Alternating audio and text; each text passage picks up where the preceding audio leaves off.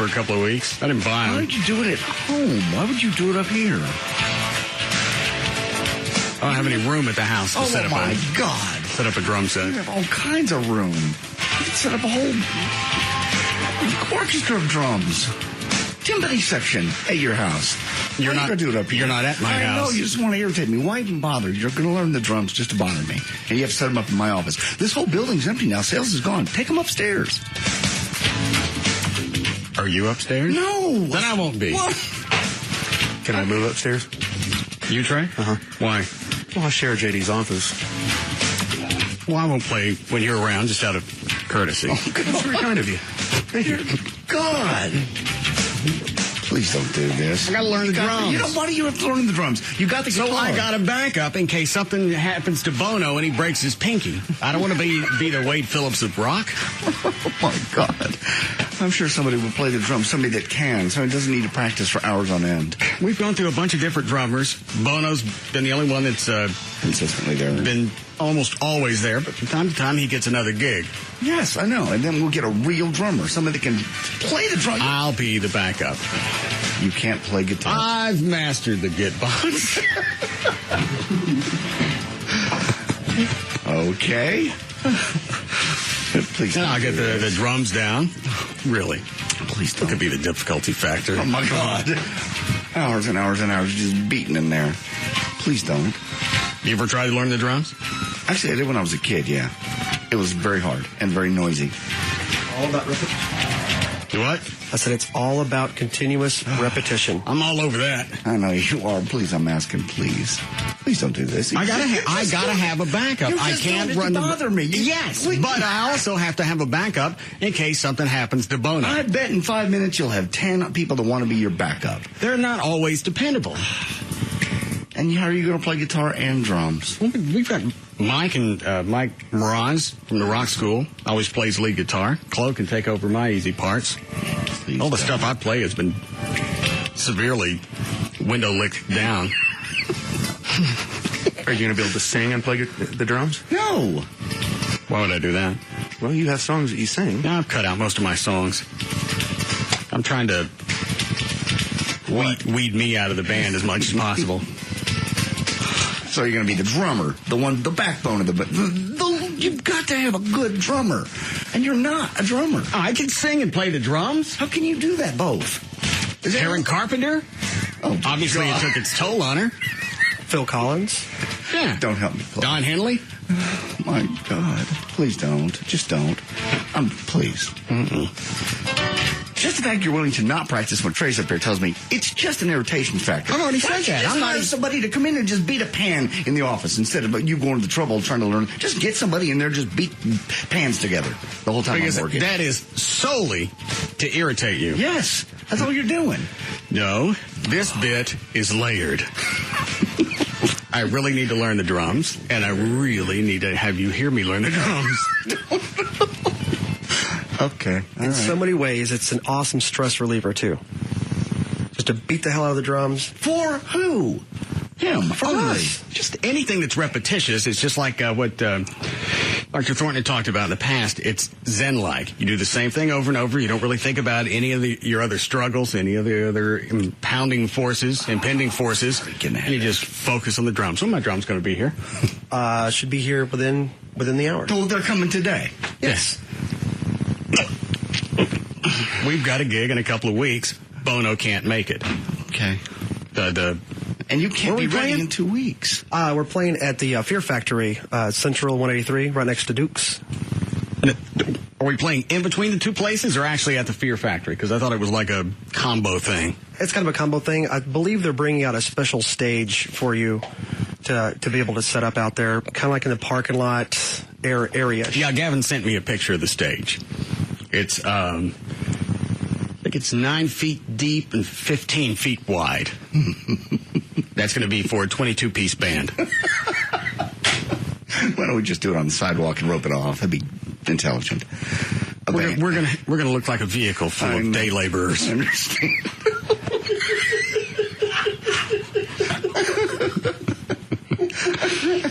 We'll have to start with La Bamba. Yeah, of course. You're really not going to do this, are you? Which, tell me you're just doing this to make the beginning of my week as bad as my weekend drums was. Yes. No, I thought about that yesterday when Romo got hurt. Something happens to Bono. We got to have somebody that can step in, somebody on the spot. If you got a backup drummer and Bono's actually playing that night, but something happens, I got to be there. I don't think you can learn the drums in 2 weeks, ready to do a show. You can give it a fighting chance. I will, day in and day out. I understand. Oh my! I think it's fantastic. Your artistic growth. I hate all of you so much. Why? Just because you come up with new ways to scratch your nails down a chalkboard every day to me. Every day. How hard is the glockenspiel? I have to call Chuck on that. But I'm sure you can learn it.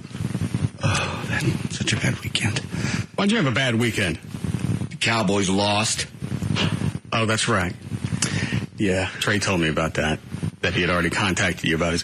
What is JD down? 16-17. All right. What? No, I already told him to let it roll yesterday. I want it off. I want my money back. Oh, I thought you were quitting. Your money back. What? I'll pay you. I'm out.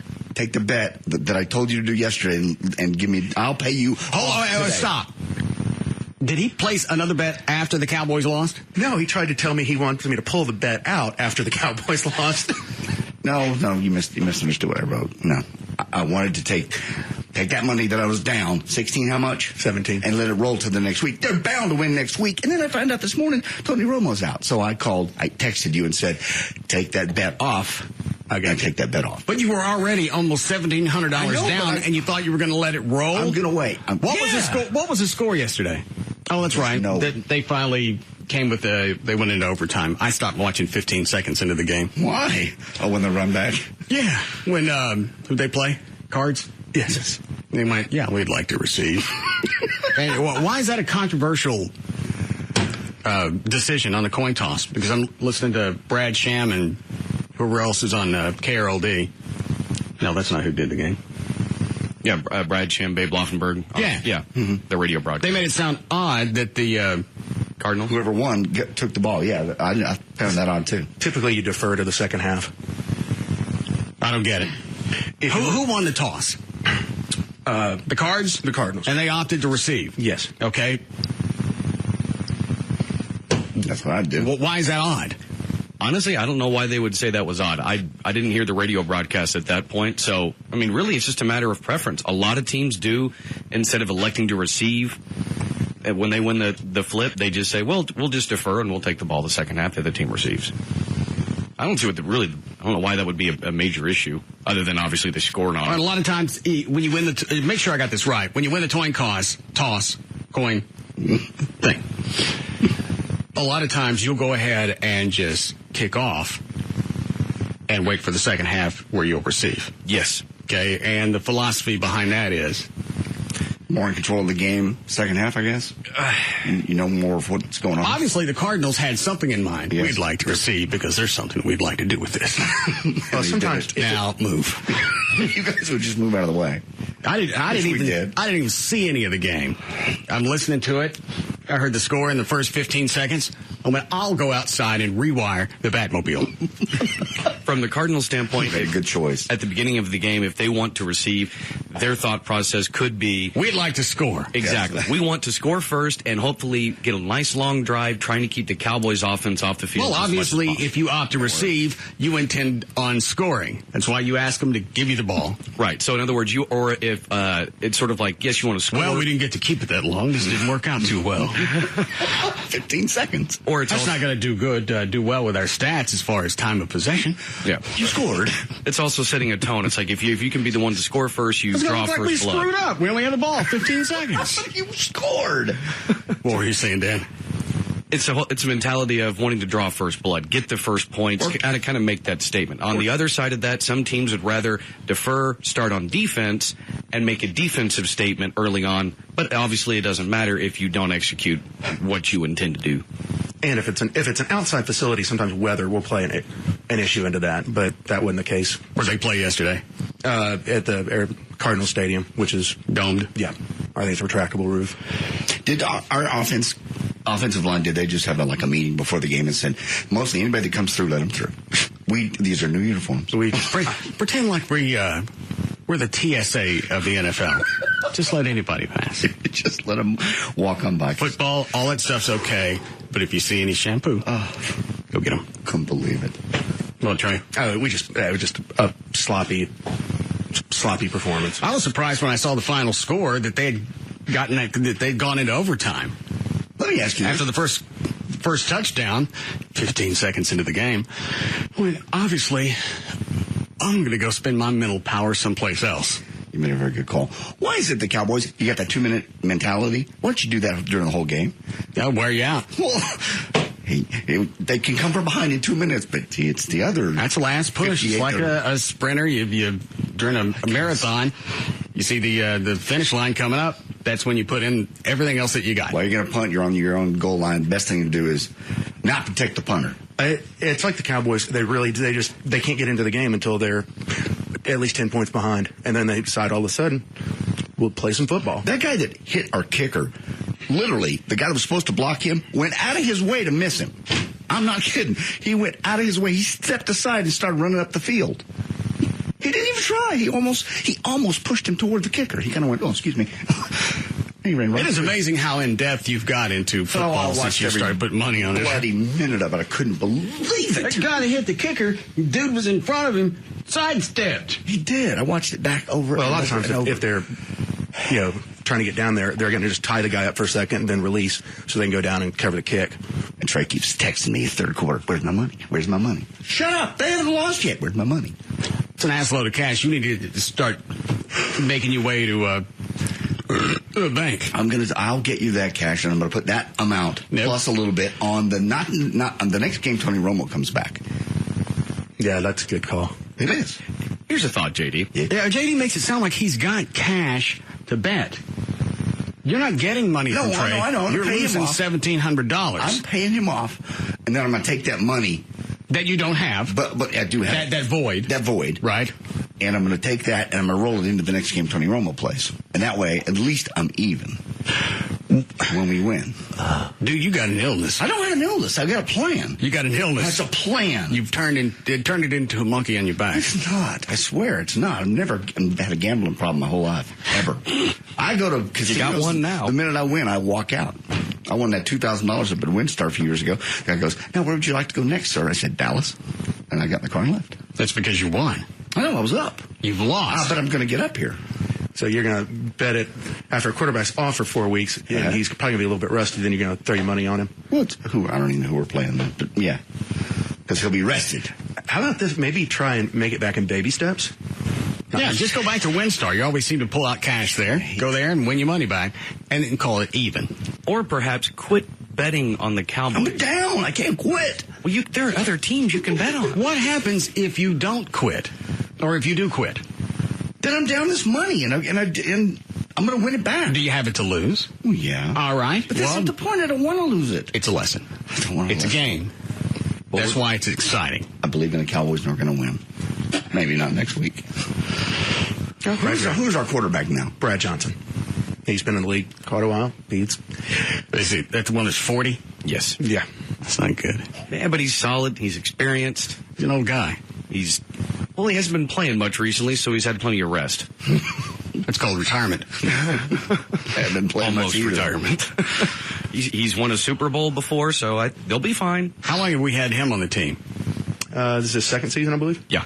I never heard the name until just now. Well, you haven't had a reason to hear it until now, unless you paid attention to it. Well, if everything's been focused on Romo and his value to the Cowboys, there would be this glaring concern of, all right, if something happens to Romo, then you'd hear more about Brad Johnson. Something had to happen to Romo before I ever heard the name. And why can't they just tape his pinky to the other one so he can still throw? It's on his throwing hand. It's not that simple. Because, there's so many different factors that are going with gripping the ball, accuracy, the strength of the ball he's throwing. Tape it in an arc so you can hold on to the ball. Like that. How would that work? Not to mention pain. It's taped up. We're still going to have pain. It's broken. You ain't ever watched North Dallas 40? Oh, God, it's a movie. Yeah, I've seen it. That was still based on the Landry years.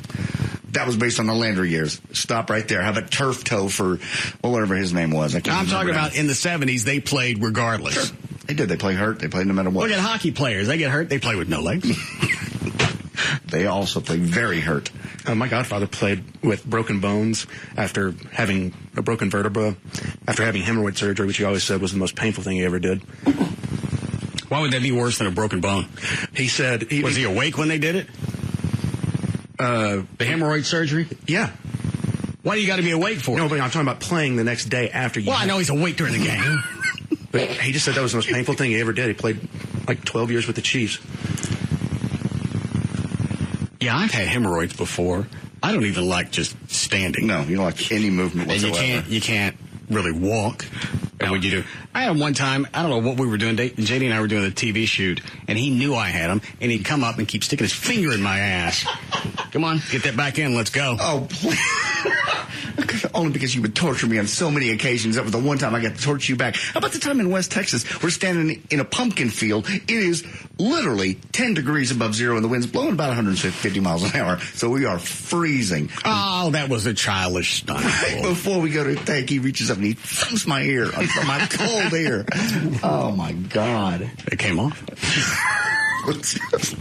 You did that kind of crap to me all the time. The reason we were out there, we were in Floydada, Texas, the pumpkin capital of the world. I did not know that. Mm-hmm. So we were shooting just the hosting segments. Okay. The ins and the outs. JD brings 2 costumes for us to wear. JD gets the farmer outfit. I get the pumpkin. I'm out in the middle of a pumpkin field wearing this huge pumpkin outfit. Green baseball cap with leaves on it. You had that coming, bitch. I did not. That was funny. You're the funny guy. I was the straight guy. It wouldn't make sense for me to be the pumpkin. The only upside was I had to have all these pillows to fill it in, and because it was freezing, that acted as an insulator. But I still had to stand there in a pumpkin out. Oh, after in the green tights. Is there a footage of this somewhere? Oh, yeah, we shot it for the TV show. So, yeah. It exists. And then in the outtakes that we always ran at the end of the show, everybody left and got in the Suburban without me, and I got to get into the thing on my own, still in a pumpkin outfit. It's funny. You're the funny guy. Finally, I had to back up 5 or 6 feet and just take a run and jump at it. Nothing sticking up but his feet shaking. Almost made it.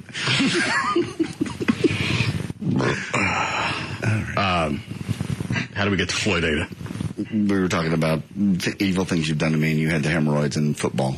All right. Started off with we were talking with Tony Romo, taping his fingers. How do we go from Tony Romo to me wearing tights and pumpkins in Floydada? Because Hemorrhoids. Hemorrhoids. And you had the hemorrhoids, I poked you in the rear. Trey's godfather had the hemorrhoids. But at some point, you had them, too, while we were shooting the TV show. That's where you took the left turn. And I said, well, it's only fair that I poked you the one time I could, because you used to pull... Oh, God, let Google Maps try and map that one out. I think it would actually crash. So you're going to wait for Romo to come back, then you're going to drop more cash. Yeah, somebody just emailed me. They said that's going to be the Washington game, November 16th. He'll be back. So I'm feeling good about that. I'm feeling good about that. You want to wait and see how they do over the next few weeks before you decide that? I'm not putting the money down this second, but I will put it down. This is the only way to get back and get even. Well, and that's why, hang on, that's assuming that Romo will be back for the Washington game. You don't know how, busted pinkies, they take a while to mend. But he'll be okay. He'll come back. I know he will. They've given him 3 games off, 4 weeks, and then he'll be back. And it'll be a rested team coming out of a bye week. I missed this part. How did he bust his finger? It was on one of the last plays in overtime. Why wouldn't they stick somebody else in at that point? Well, at that point, it didn't matter. I think all we had left was the punt. I mean, why run the risk of him getting injured in overtime? Yeah, well. He'd blown most of the game. We're going to take a chance now. Because we're in overtime. Yeah, but the reason the Cowboys made it into overtime was because Romo led them on a drive to tie the game. They lose?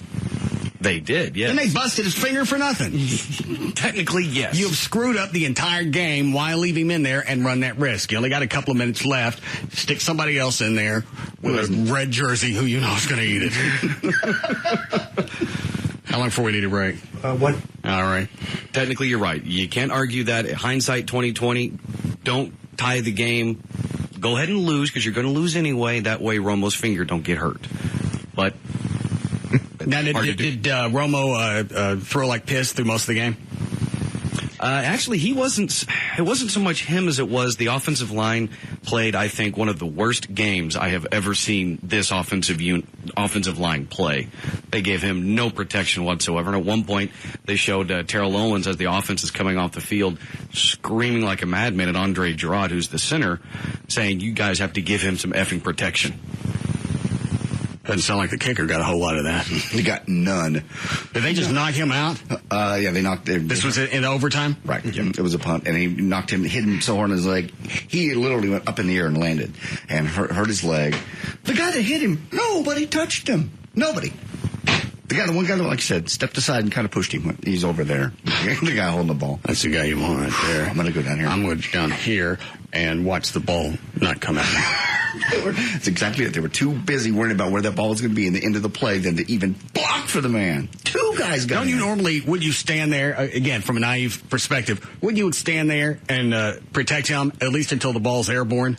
Well, it's got a pretty good hang time on a punt, doesn't it? Ultimately, you want to just tie him up for about a second, 2 seconds. You just, shove him, stop his momentum. Then you can let him go because he's probably not going to get to the punter, and they'll be able to get the kickoff, and you'll be on your way downfield.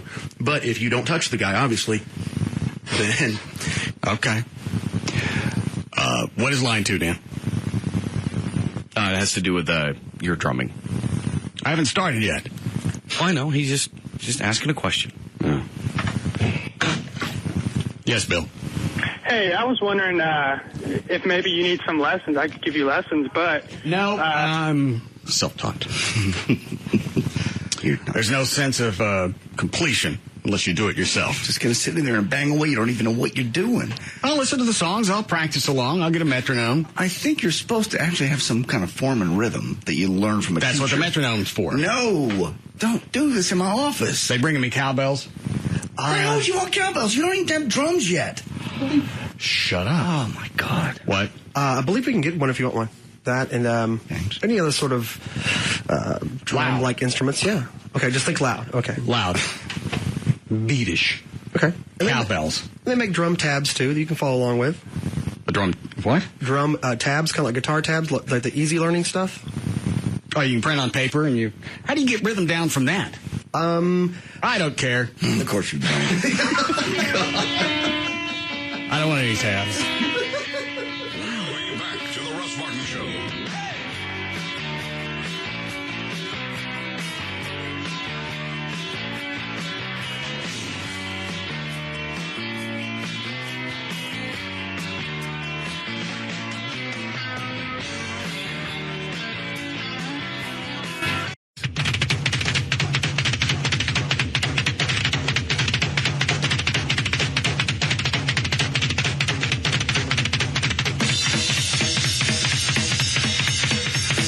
We're back to the Russ Martin Show.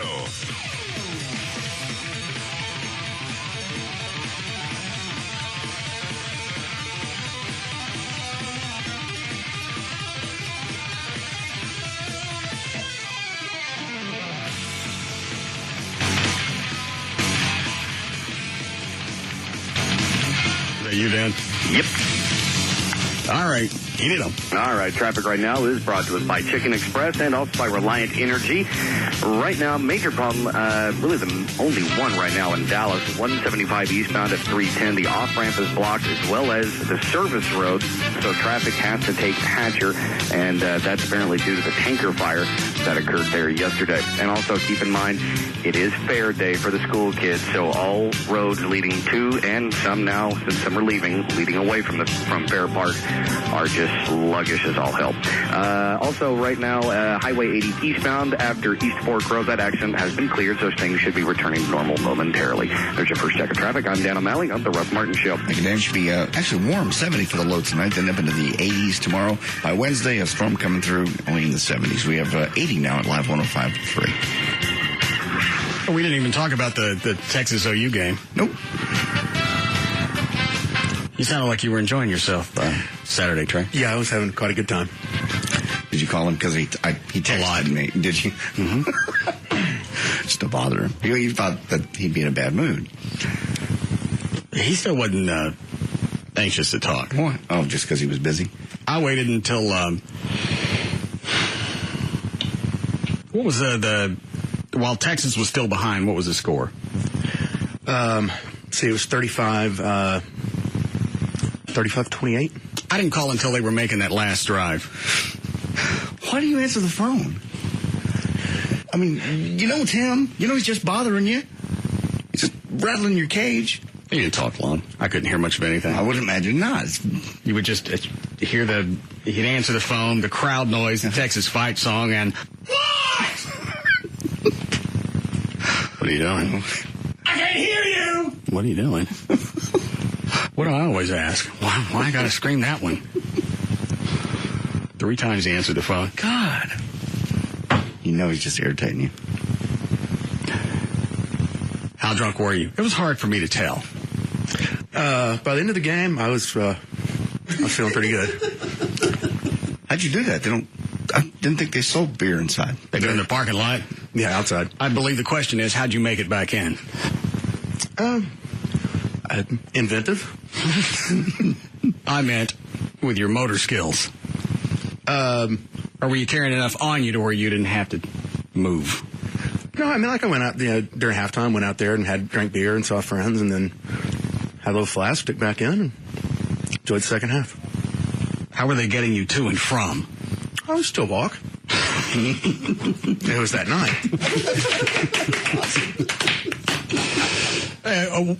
I didn't listen to the whole game. I just picked it up at the end, and that's when I started calling. How did they do during most of the game? What was the final score? 45-35. All right. How'd they do? They did really well. I mean, OU came out at one point in the first half. It's 21-10. Texas Colt McCoy never gave up. They just kept plugging away. And I'll be damned if they didn't. I mean, they really whipped OU's ass. And it was awesome because most of us did not think that was going to happen. That's the only reason I listened. And then when I heard them making the drive that was going to put them ahead, and they were only going to be ahead, I think by 1 point, 2 points, and then they did the 2-point conversion. Right. So then they're ahead by 3, right? Yes. That's where I picked it up. That was a really good game. I watched most of it. God, it was fun afterwards because we stayed in the stadium for I don't know. I mean, it's just one of those cool things because Monday morning, the OU side just vacated, and so you got half a stadium that is just solid burnt orange and going nuts. And how long did you stay in there? Probably about 30 minutes after the game. I thought you meant to say a few hours. Yeah, hang on. Now, it looks like the players stayed on the field for the most part. Oh, they did. Okay. Yeah, that's how you win a game. No, I mean during the game, after the game. Oh, all right. Yeah, it's a tradition. They come down. We've really got to slow down on our football analysis. It's really too much for me to handle.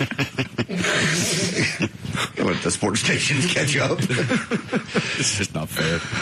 So they say on the field after the game for the fans. Yeah, and they come down, do the Eyes of Texas and Texas fight, and obviously you've got 45,000 people going nuts. So I don't know how they maintain any type of civil control. It's just they're not that many fights. It's just one side's going to leave really pissed off, and the other one's going to be really happy. But, well, in this case, even you think OU's even going to be more pissy because they thought they had a lock. They would go in, play a little game, have a little beer, have a good time, and then laugh at Texas. And the odds makers had OU favored by 7? Mm-hmm. So obviously everybody thought OU had this one down. Because history seems to point back in that direction. So there were some fights afterwards with, Longhorn fans going, in your face. Really? How about this? In your face. Well, Mr. OU fan, it looks like most of your posse is already headed back towards the north. Well, that's all right. I got 20,000 of my bros that are ready to kick down. This has been a really and we all live here. bad decision on my part. Can I go now? We can continue drinking and beating your ass, and our drive is really short. That drive back to the Red River is going to seem immense. Especially as we drag you across it.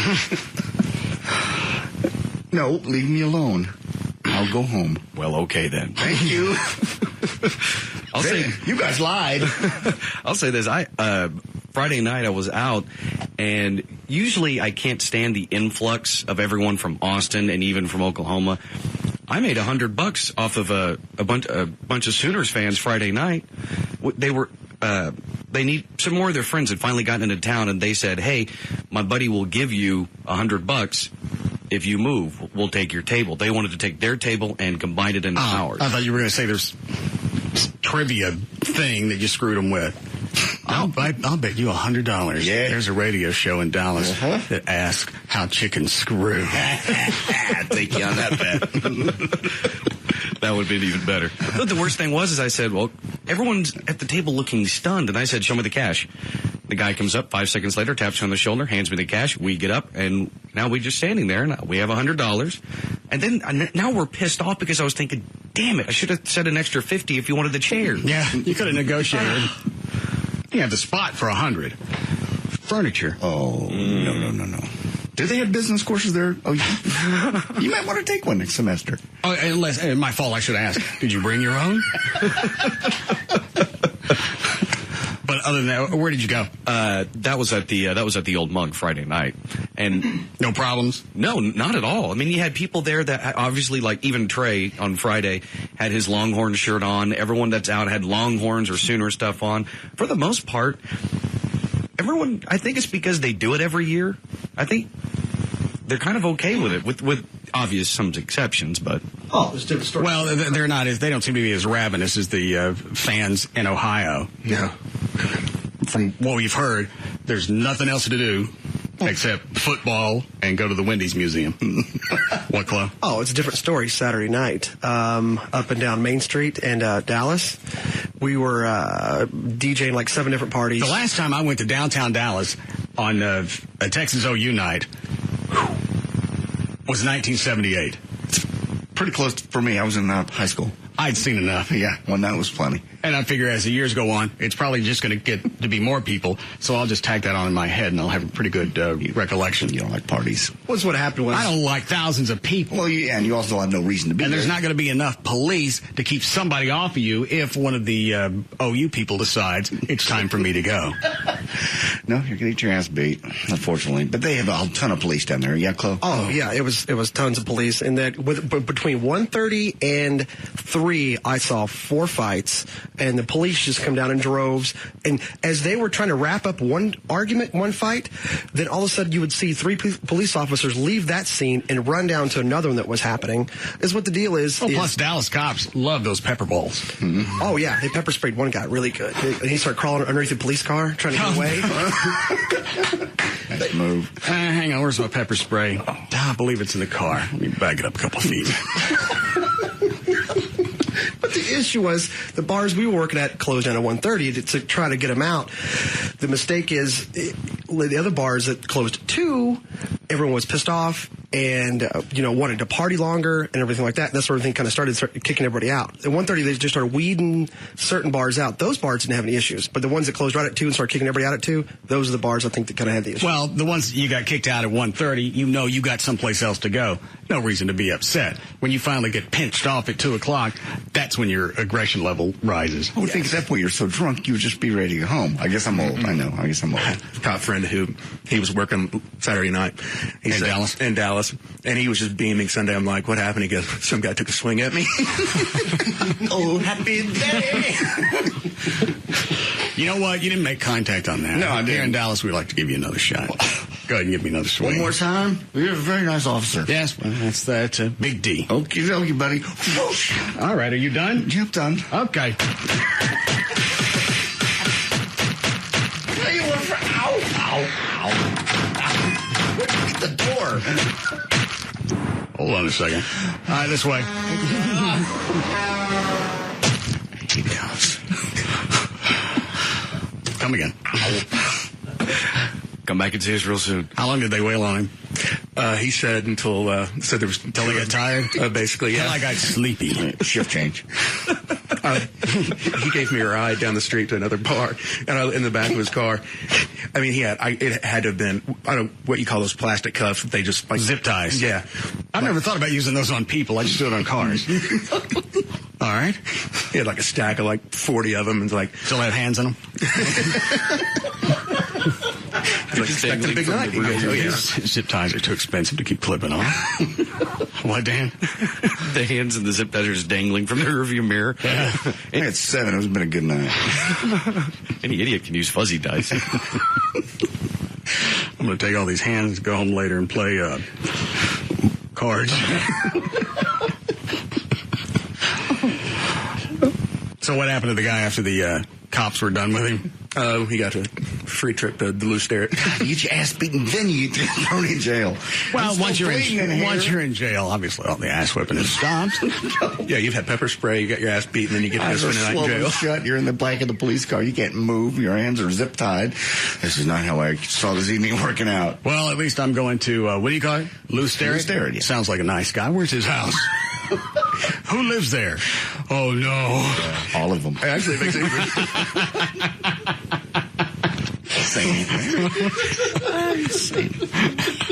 It's even worse than that. Because they had to go sit in the back of the paddy wagon for about 2 hours. Yeah, nothing ever happens in there.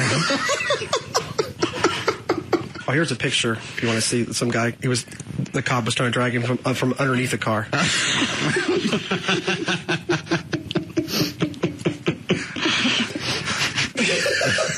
What? He's crawling under the car. It's the backside of the Dallas squad car, and the cop is actually just squatted to the guy's right. Just squatted down looking. That car don't go on forever. There's somebody standing on the other side. You'd like to go ahead and try. Now, if you want to stay underneath there, yes, let me get out my baton. Yes, that's what I'd like. And let me play whack-a-mole. No. If I don't get you every time, I'll let you go. I hate this game. I'll tell you what. I'll give you the first 4 free. Is that the only picture you got? Scroll to your left and then to your right. No. He's on the phone. Oh. There's I think I took about 3 pictures. One of them should be... All right, here's one with a guy with no shirt on. Just sitting on the curb. That was after they got him subdued. And that's... when hang on, what's on his arms? He's got no shirt on, but he looks like he's wearing flamingo dancer. No, they pulled this shirt over his head. Oh, dude, that's what you do in hockey. That's whenever they drug him out from into the car. They drug him out. Did they pull the shirt over his head and start wailing on him? They didn't wail on him. They were just handling it how they should. It's time to drop the mittens in its own. Actually, they were really, really nice. The cops? Yes. Well, they weren't having to beat you. All right, here's a wide shot. I can't tell what's going on here. Is this right after they got him out from underneath the car? It's all the officers standing there. Look at this, a 1. We got one. Take my picture with you. Before we mount him on the hood. I'm not throwing that. You better stop. I'm not throwing this one back.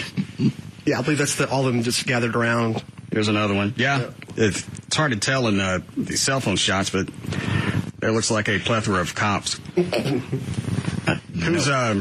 Whose nipples are these? I'm not going to say.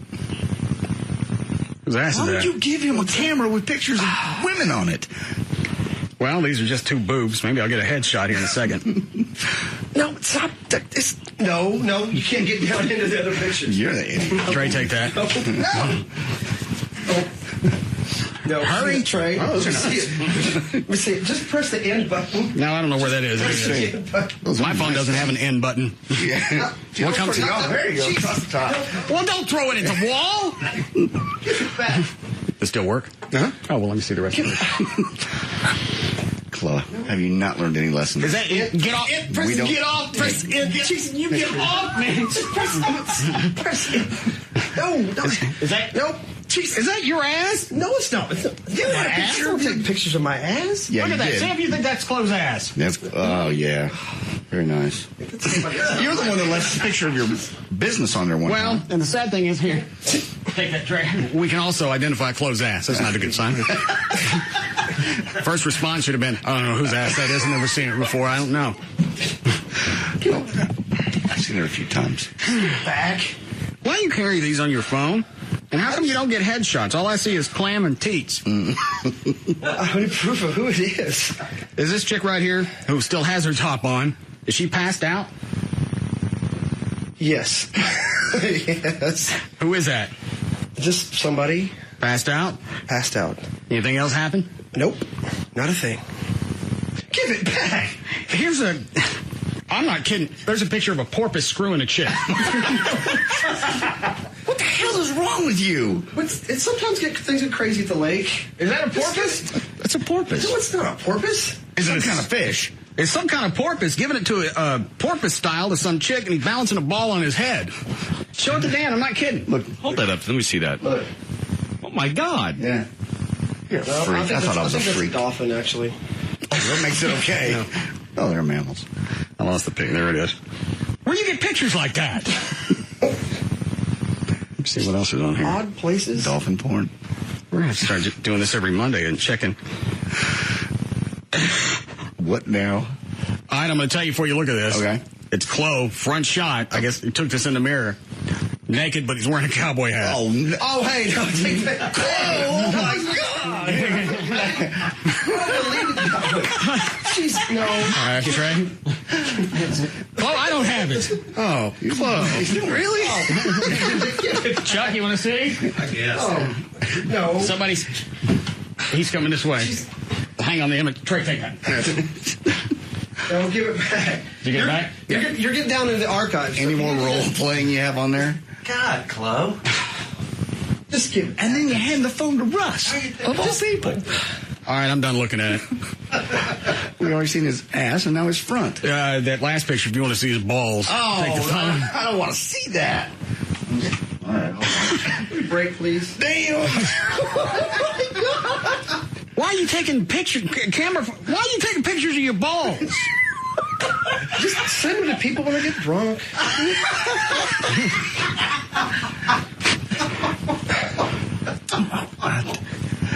Wish you were here. Right here. Right here. Take my address out of his phone. Ever want any of those sent to me? I can't stop with this. What do you turn it upside down for? I don't know. There was somebody that passed out wearing panties, and I was trying to see what it said on the back of them. All right, right now there's a picture of a bunch of cats. How does this slideshow end? No. I just take pictures of the cats every once in a while. You got a picture of you naked, then the picture of your balls, and... Those aren't related. All right, I can't tell with this one. You like them great big hairy. I'm not sure, but this looks like a chick laying on her back. Okay. Covering up she's naked, covering up her breasts. Okay, so both nipples are covered up. Mm-hmm. And it looks like a turd laying there on top of one of them. Oh. Oh, no, I was sending somebody a joke. No. That was a capture screen I took off like Google or something. I was trying to send something messed up. What are your pictures? I got the idea from you. You who? Me? Me? Yeah, all the stuff that you put on JD's desktop. JD, when was the last time you looked at the screensaver on your iPhone? You did not change that. I don't know. Did we, Trey? Yeah. God bless it. Leave that alone. There's your phone back, Chloe. This has turned in from a bit to being disturbing. Beyond disturbing. Leave my iPhone alone. Bad enough you bring it in? Mm-hmm. Here. There's your phone. Thanks. God bless it. I don't even want to know who that is. Who is that? I don't know. The image went away. You know whose it is. I don't know who it is. Somebody took the picture. Whose ass is that? Well, and why is it on my phone? You want us to do a lineup so you can... No, I certainly don't. Here you go. What pants you're wearing. Oh, God, hold on. Let me see. It's not yours. No, is that your ass? There's clothes. No. Dan, show him your ass. Oh, I don't want to see. It's got to be a full lineup. So you can figure... No, I don't want to see. Hold on. All right. No, that's not him. That's you, Trey. That's you. Very nice. That's the one, Your Honor. You shave. Do we need a break? Yes. All right, we'll be back.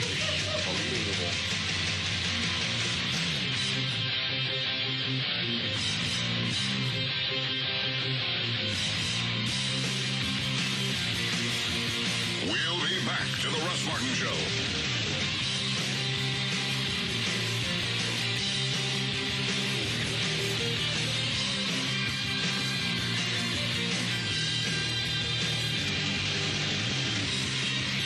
We are Dallas-Fort Worth's most listened to talk station. We're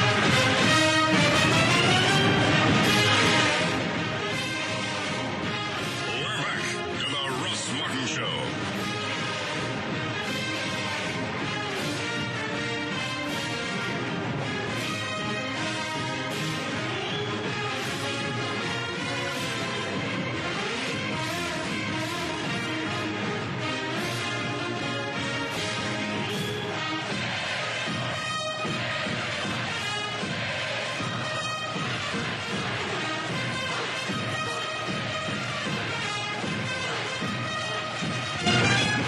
just put my headphones on. Why is it still in here? Celebrating? He's sitting over there with his hook 'em horns, just dancing. I talked to you Sunday about 2 o'clock. You still sound like you were celebratory. Oh, it was celebratory till about sometime late last night.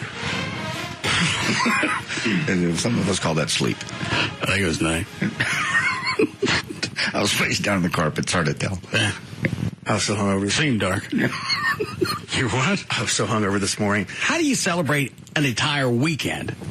There's nothing that ever happens in my life where I'm going to celebrate for 2 or 3 days nonstop. I think it's because it's a once-in-a-year deal. Well, not sure getting drunk, but the actual football game. It's a big weekend. I mean, it just starts Friday. You get friends in town, and it just, you wake up, you drink, game, fair, then. Did you go nonstop, or did you black out a couple of times? Restart. Regroup? No, I went nonstop. I went from Saturday at about 8 in the morning till probably 2:30, 3 o'clock the next morning. I'd be shot for the weekend. That'd be it. I wouldn't wake up Sunday. I'd wake up Monday. I would totally miss out. Even when I was in my 20s, I wasn't even drinking then. No, you didn't drink at all. You weren't much of a partier. Well, I'm still not. Because now that I drink, you give me 2 or 3 hours, I'm finished with the night. Finished with people, I'm finished with whatever I was celebrating. Yeah, you're done. And I can't do it either. I used to be able to go, man, midnight used to be the beginning of any evening was midnight. It's hard for me to stay up when the band plays, for me to stay up till the end of the concert. 1 or 2 o'clock in the morning. And then it's over. Well, let's go someplace. I'm going to the house. After party. That's where the after party is? Yeah. Nope. I'll be going to sleep. Well, you've always And I'm not going to bring a bunch of drunk people home. Even if I wanted to party, you're not coming to my house. You've always been that way, though. You've never been an after-party guy. You've never been much of a party guy. In Jamaica, when was it, Jamaica? Yeah, it was Jamaica. We were down there. And we had girls from UCLA. We were at Hedonism. And I'm getting dressed up to go out that evening. You're sitting on the couch. I'm going, you coming? You pointed at the TV and you went, we got satellite TV and Rockford's on. I'd shut up if I was you. This is the 90s. I didn't have cable yet. We're in hedonism. We're single. You wanted all of us to go sit in a hot tub with a bunch of fat people and marinate like a big pot of moose stew. Chicks from UCLA that we met at dinner were not fat. They were hot. I didn't think they were. The only reason they talked to us originally is we were shooting a segment for the TV show. We had the camera there, and it's got the big Fox logo on it. Yeah, well, they talked to us at dinner, and they said we're having a party over at one of the girls' rooms. There was actually some guy that came up, older guy. Was this at Hedonism? That was at Hedonism when we stayed there. Yes. But the guy that came up is having a piss fit because we were running around shooting. I can't remember what that was. That was either That's because you were partying and I was working. Right. No. That's because you were partying and I was in control. That's the way we got the TV show done. Don't argue with me about that unless you want to go that route because I got a bunch of stories. Dude. But that night you could have come out with me. We could have had a blast. I had to plan the shoot for the next day. You were watching Rockford, and when I came home, you were sitting in the same spot that I left you when I get home at 6 in the morning. Very fun. You went, we have a shoot in the morning. Hang on, I didn't finish the other story. Oh. Good mouth. Guy comes up. We haven't talked to him. We hadn't shot anywhere near him. What are you guys doing? We're shooting a segment on hedonism in Jamaica for Fox TV in Dallas. How do I know that? Because I just told you. Well, how many episodes have you shot? Me. Maybe too many. He went through the whole thing like he was going to actually get some type of validation out of me or to prove who I was. And we're not shooting you. We're not talking to you. If we shoot you, you get on any piece of the videotape, we got to get a release. I ask you to sign anything? No. Well, how do I know my picture? Now, I just told you, you got to sign a release. We can't use your image without your permission. I've seen you. I don't want your image, with or without. He tailed us for most of the night just to make sure that he and his wife of 4 bellies didn't actually end up on wherever it was. A lot of people end up go to those places they don't want to be seen with. So they see a camera, they get freaked out. We didn't get him. Oh, I know we didn't. And I explained to him, I don't know how many times, if your mug shows up on this and I don't have a release, I can't use it. And if you don't want to be on it that badly, I'm going to shoot you and I'm not going to air it, but I'm going to hang on to it. You never know. And the more you hang around me, better your shot of getting on TV is. I go that way. You never never know. Could be going through a divorce and expecting to be followed by a private. Then stay away from me. I agree, but, you know. I don't know, you're with Fox. I point over at the 30-pound beta cam the camera guy's got. It says Fox on the side. I don't know where you got that. We didn't get it at the gift shop when we checked in. Oh, you would think they would realize that the hotel isn't going to let you on there unless they've vetted you out. And then He had no concerns of actual information that would shut him up. It was just follow us around nonstop. What else are you going to shoot? I haven't decided yet. Go back. Maybe me beating your ass. Go back to your bovine. Go back to Vivo and finish your evening. Hook 'em horns. Go get it on. She got 4 stomachs. Obviously, she could swallow a lot of it and never complain. Got a bunch of buffets here. Pick one. I think I'm talking about swallowing. All right, Dan, you ready for this? Were you done with your Jamaica story? Yeah, other than the fact that, you've never been a party. I don't like to party, and I don't want to go sit with a bunch of naked people I don't know in a hot tub that probably doesn't have any chlorine in it. Oh, it has plenty of chlorine. It's got chlorine, and it's got a bunch of other stuff. And I'm not into Chinese food. The girls were partying in their room. I hung out there with them. The doors were open. People were naked everywhere. It was great. It was fun. And I come home at 5:30 or whatever it was. There you are. Sleep on the couch with the remote in your hand when we get satellite. Here's the other thing. Weren't you still married then? No. I think you were. I was certainly not. I believe most of you was. No, I was not married then. No. We're separated and probably divorced. No. Yes. I believe the timeline follows that you guys were still together and you were deciding on where the relationship would go when you got back. No. Obviously, you did counseling on your own in Jamaica. And I'm not confusing it with a Hooters trip because you pulled the same thing on her when we went to the ski resort in Nevada. Yes, we were going through a divorce at that time, or separation.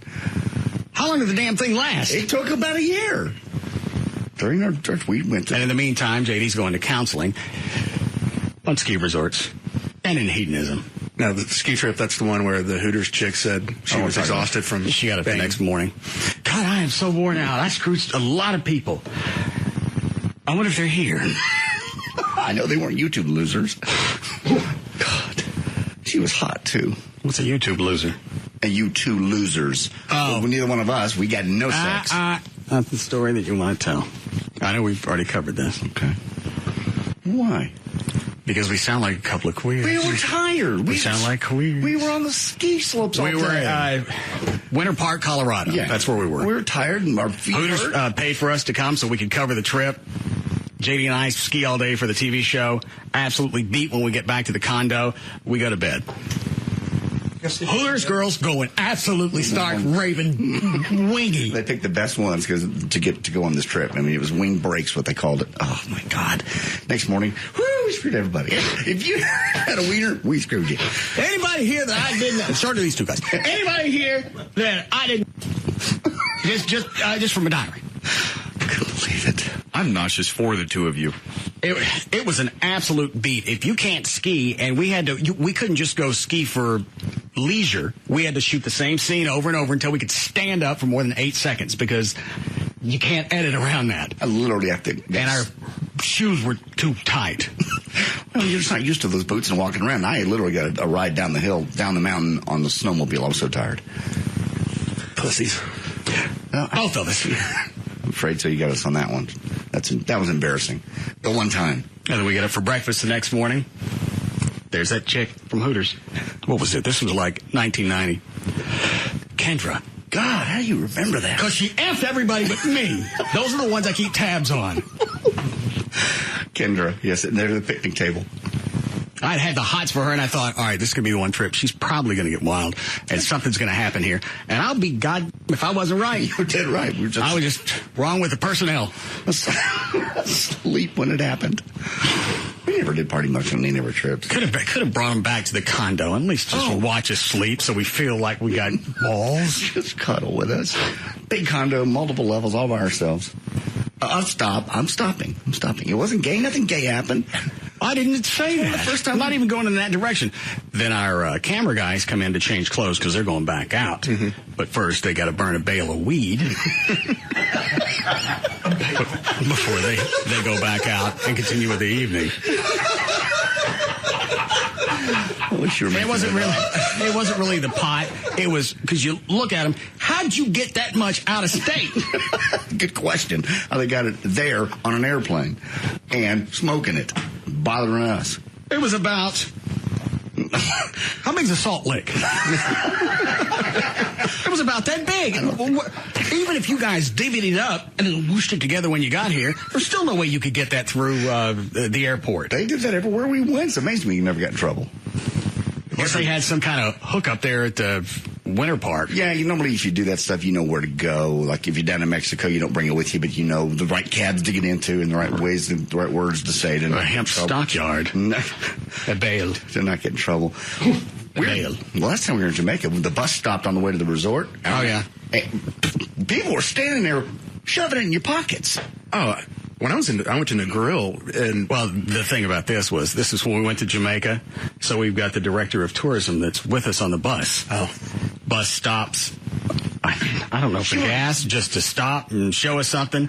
The windows are down. It's like a school bus. Mm-hmm. It was like a... All of a sudden, hands start coming in all the windows, and they're not asking for anything.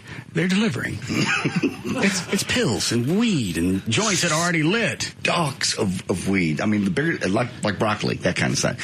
Ganja. Oh, I was down there. I mean, there was a guy walking down, and he had a bushel of weed, and he's just walking around like... I don't smoke pot, but this is making me hot. Why? I don't know. Just the fact that somebody's got a bushel of weed. How do you get... All of a sudden, late in life, you're getting weird on me. You're doing chaw. You're doing... You want to do weed? What's the matter with you? What are you telling me, that Skoal is a gateway drug? Yes, you never would do that before. If I told you 20 years ago you would have a chaw issue, you would say I'm crazy. Right before the show, you go, you got a mint? Anybody want a mint? I keep thinking you want... It's a mint. And no, you want mint. The Skoal mint. Nasty. You would never have believed me if I told you 20 years ago that you'd be doing chaw. I don't know what it is that's therapeutic. It's like Sunday while the Cowboys were getting spun around in circles. I'm out working on the Batmobile, just cleaning things up. And I got a mouthful of spit, and I got tools. Chuck even came over for a while and watched me spit on tools, and it was just some kind of bonding thing. I don't get it with this. I just don't get it. And I can't believe you were actually hooked on tobacco products. Do you do the same thing, Trey? You get working on something and you throw out a big... The bigger and the longer the wad of spit is, the more satisfying. I don't care if it's got nicotine in it or not. So you're going to do it forever. You saw... And Trey, I'm surprised. You quit. You were away from it. Why'd you come back? Because I love to spit. Okay. So, again, we go back to the fact, is it tobacco or is it the spitting? Well, what gets you hooked is the nicotine. Sure. And then... the buzz. The addiction of the spitting.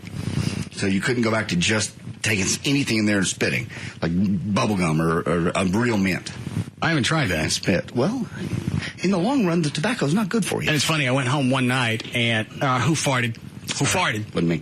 Believe me, it's not me. Who farted? I'm sorry. Why you? The game's over. Oh, it's coming at me. Oh, okay. Is that a draft beer fart? Yeah. Oh, God. Draft beer? Draft beer, God, dang it. You eat out Bevo? No, my system's a jacked up mess. Well, why can't...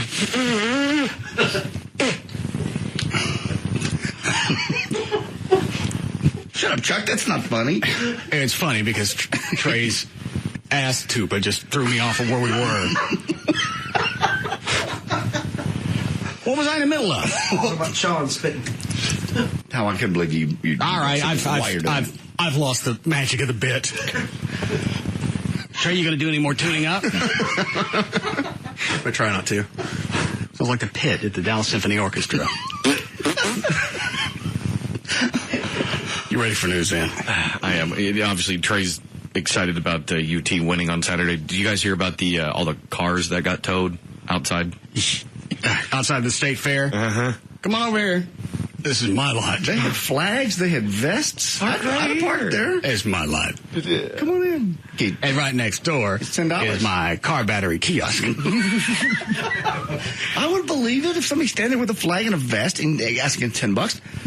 Why wouldn't you believe that's a real guy? Well, obviously a number of people did, and some of them were actually planning to call City Hall today to complain about how their cars were towed at the state fair. Several dozen people had to pay nearly $200 apiece just to get their cars out of the impound lot, and some of them had to wait more than 6 hours before their cars were released. Drivers complained that they were flagged into a lot near Fair Park Saturday, one of the, of course, busiest days at the state fair. They paid the requested fee only to return hours later to find their cars gone. One woman says no parking signs mysteriously appeared sometime during the day. The $10. What did they pay for parking? Was it 10? Yeah, I think it was that 10. was for parking. Mm-hmm. He didn't pay for storage. They're going to trace this back. It has to be a scam. And wherever well, the city's already come out and said this obviously is a scam, but it's a civil matter. I don't understand how it could be a civil matter. My car's gone. Well, I park in a parking lot. All of a sudden, no parking signs pop up. And what was it? The tow company? Was it Lone Star? I don't have that in this story. All right. Well, I don't know what it was then, in case I got it wrong. They start hauling cars out, and they also have no comment. Well, no, of course not. This is we're getting paid to do that. This is what we get paid to do. You want to read the sign? It says you'll find your car at. You didn't steal your car. It tells you right where it is. Okay, so I'm supposed to feel better if I go home and somebody's left a sign in my driveway that said, I've stolen your vehicle. No, that's and we'll sell it back to you. Here's where we keep it. It's a legal sign. I'm sure they had I don't know how it's going to all turn out, but it's a legal sign. They put their name on it. They told you where your car was. And if the signs weren't there when you parked, prove it. I wouldn't. You can't go moving around towing zones. They were all there. You just didn't see them. You were busy. You were probably drunk. No. Yeah, you were. No, you guys pulled a rolling towing zone on me. You were very excited about the game and didn't see all the little signs. There were very little. How many cars got towed? Over 100? Yeah, at least they said several dozen. Oh, I'd be in a stage of livid. And what would you do? You're going to go you're going to yell at the guy at the tow place? You to the back of the line. JD's right. You got no proof. You got no pictures of the lot when you pulled in. We don't know who those people were. Nobody thinks about that. And you're yelling at somebody behind a desk. Yeah, you're right. It's my job. You get your car, then you firebomb the place later. Well, yeah. Okay. All right. Did you want to officially start news, or you like that fade in? We can start if you like. Okay. Got a good birthday. How we doing, Flo? All right. 447, Dan O'Malley's here with news. Thank you, Russ. Brought to us by Nissan, where actually I will be doing my show live this Saturday from 4 to 7 p.m. at the State Fair at the Nissan booth at the Outdoor Truck Pavilion, or the Outdoor Vehicle Pavilion. It's the last weekend? I believe it is. Because I still haven't gone. We have media passes. Where are they? I haven't been home. You want them? I'll bring them up tomorrow. What is the game that you got screwed around on? Because I got to go see this to see how... You throw the darts and pop the balloons. And if it's the same guy, believe me, you just take some cash. Because he's good. If you start, he'll give you the first ones free. I promise you that. And then after that, you just give him $60. He gives you a small tiger. Well, last year, what? Small tiger. All right. Well, it's not worth going after. What? Nothing. That's what we won. But it cost you $60. Yeah. By the time it was all over, somehow videotape. If you go, take a video camera, because I don't know how he did it. I wasn't even pissed. It was so smooth and so good and so quick. I just went, you know what? You earned it. Here's your money. How long were you there? Maybe 5 minutes or less. After you get the free one, everything suddenly shuts down. It's a blackout, and you just $60 less, and you got a tiger. The guy is so slick. That's not the slick thing. You give me four. All right, let's say you give me 4 darts. I throw it. Did you get anything with the free darts? Yeah, because you hit one. Let's say you hit one. He goes, well, now you hit one. I can't even tell you how he does it. Somebody needs to call in that knows this. Do you remember playing the game? I totally remember being there and being $60 short and having a stupid little tiger that fit in your hand. They're probably a $2 gift. But somehow there's a big part of this story that I don't get. Because I've played the balloon popping game. I'll do, the passive's like you buy 6 darts for a few dollars. Yeah, you blow it and you're done. No, that's not the way this works. And it all starts out with the free darts. Chloe, you're out there all the time. You know what game he's talking about? I know the balloon dart ones, but I don't know how you get shivved out of $60. He pull a knife on you? No, he didn't pull a knife on me. Of course not. You've got a gambling problem. I don't have a gambling problem. All this goes back. All of this ties in with now, Trey, how much? 16... almost $1,700. $1,612. Yep. I thought that was a sure bet. How is it a sure bet? And if it's a sure bet, everybody would have won. Because they bet on the Cowboys. I didn't know the Cowboys were going to fold and embarrass me. I didn't know it. They haven't had a solid season. They won. Bound. They've been close. This was a close game, but again, they're too volatile. I just kept thinking this is a way to get out of it, get even, and walk away. And obviously I was wrong. And that's a gambling issue. Well, you got a disease. I don't have a disease because I got. If you're talking about taking this money or taking the money you lost and figuring out a way to gamble and win it back, that's a disease. No, I've got a plan. I want to wait till it's a really all good gamblers game have plans. and put that money back in there. And they all revolve around getting my money back. Mm-hmm. This is going to be the bet. This will be the day. Look at the odds on this. I followed the game. They have to pull this one out, just like you said not 30 seconds ago. The Cowboys had to win this last one. They were just bound to win this one. Who knew? Now we're going to have Tony Romo, so I don't know what I'm going to do. I'll hang on to it. I'll get you your money tomorrow for looking at me. Vegas makes billions and billions of dollars every year, and it's not happenstance. I know they know what they're doing. I just want to get out of this hole, and then I'll be fine. Then I'm going to quit. I never gambled before. I just got to do this a little bit at a time. Next thing I know, it's $1,700. Well, that's what happened to me with the skull. Oh, my Lord. I started for a couple of days, and then a year and a half later, I'm still spitting brown. And that's exactly where you're headed with this. At least I get something out of it. I give the nice lady at the Quick Trip $6. She gives me a can of Skull. I got something. I didn't have to play any games. I didn't have to get screwed. There was no tension. I know I give her $6. I'm getting me a can of Skull. I know, but you also have the potential for tongue cancer, jaw cancer, any kind of cancer that can come up with the tobacco. You know that. All right. Well, so that's a gamble you're taking. You might lose that one, too. But I got my Skull. I got the tiger. On your back. I don't either. Actually, I got an email about that. Someone sent in earlier. Too late now, but he's saying, I really hope JD didn't place his bet with Trey's bookie. But at some point, JD needs to realize what he's getting himself into. What if he gets in so deep that he's in danger of actually being physically hurt? These guys will only let you roll your losses for so long before they come to collect. Does your bookie do? Yes. You don't have to ask that about bookies. That's the same question. Does a pimp? Yes. I'll give you your cash. I'll give it to you tomorrow. Do you need cash, or will you take a check? What? People take checks all the time. I'll go ahead and clear this up just for the obvious nature of it. What? Bookies don't file taxes. Oh, I didn't know if you could. Bookies don't pay state taxes. These are put in the bank. Bookies don't keep paper records. Okay, cash tomorrow. Yeah, and do you really want something in writing proving that you've been gambling? No. Okay, good idea. This is new to me. This is all new to me. Last time I gambled, it was at WinStar, and I won. And it's all on paper. Everything's fine. Did WinStar take cash? They took cash from me, but they take checks? No, they don't take checks. Same thing. All right. Indians don't pay taxes either. That's for sure. Bring it to you tomorrow. We need a break? Yes. Do we need to do an intervention with him? No. Very possibly. I'm just going to get even. I'm out. That's what they all say. Let's wait and see how much more he loses. I'm not going to lose anymore. Okay. To the Russ Martin Show. No reason to nip the problem in the bud. We want to get right.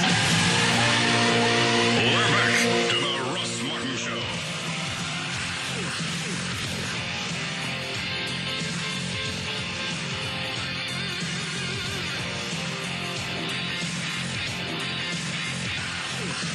The Cowboys have their press conference today. Yes. Where's the Bums Boy clips? It should be on my flash drive. All right, I'll look for it. What are you doing, traffic? Okay. Go ahead. Okay. Right now, of course, I wanted to remind everyone, of course, it is Fair Day for the school kids, so you can expect heavy traffic in and out of Fair Park for the remainder of the night. Also in Dallas, 635 westbound at 35, you do have an accident there. That's blocking 3 lanes. That is, those 3 lanes include the HOV and the 2 left lanes. Right now, that's really about all that's going on. If you check the traffic, I'm Dan O'Malley on the Russ Martin Show. Thank you, Daniel. 70 for the low tonight, going to be 84 tomorrow, and then on Wednesday, showers in mid-70s, cooling off a bit. 83 now at Live 105.3. All right. I think I see 6 or 7 clips. Is it just explaining what happened? In so many ways, yeah. I think a lot of this stuff was from the post game yesterday. After obviously they lost, there's a number of them from Wade Phillips. You have one from Romo and one from Jerry Jones as well. All right. But if you want, you can start with Bum's boy, Wade's one's numbered like 05. Got it. And he describes that, well, the team just needs to do better. I listened to this, and it was so generic. I couldn't believe you could plug this in after any loss, and it was the exact same answers. I listened to this just staring at the screen going, did you just have a script you read from? We needed to do fewer penalties, and we needed to score more. Well, but the thing that makes it exciting about Wade Phillips is he's a Hellcat. Yeah, I think our team, the frame of mind our team is in and what kind of team we have, they're determined to do better in the areas that we need to do better. We lost. We're going to stop losing.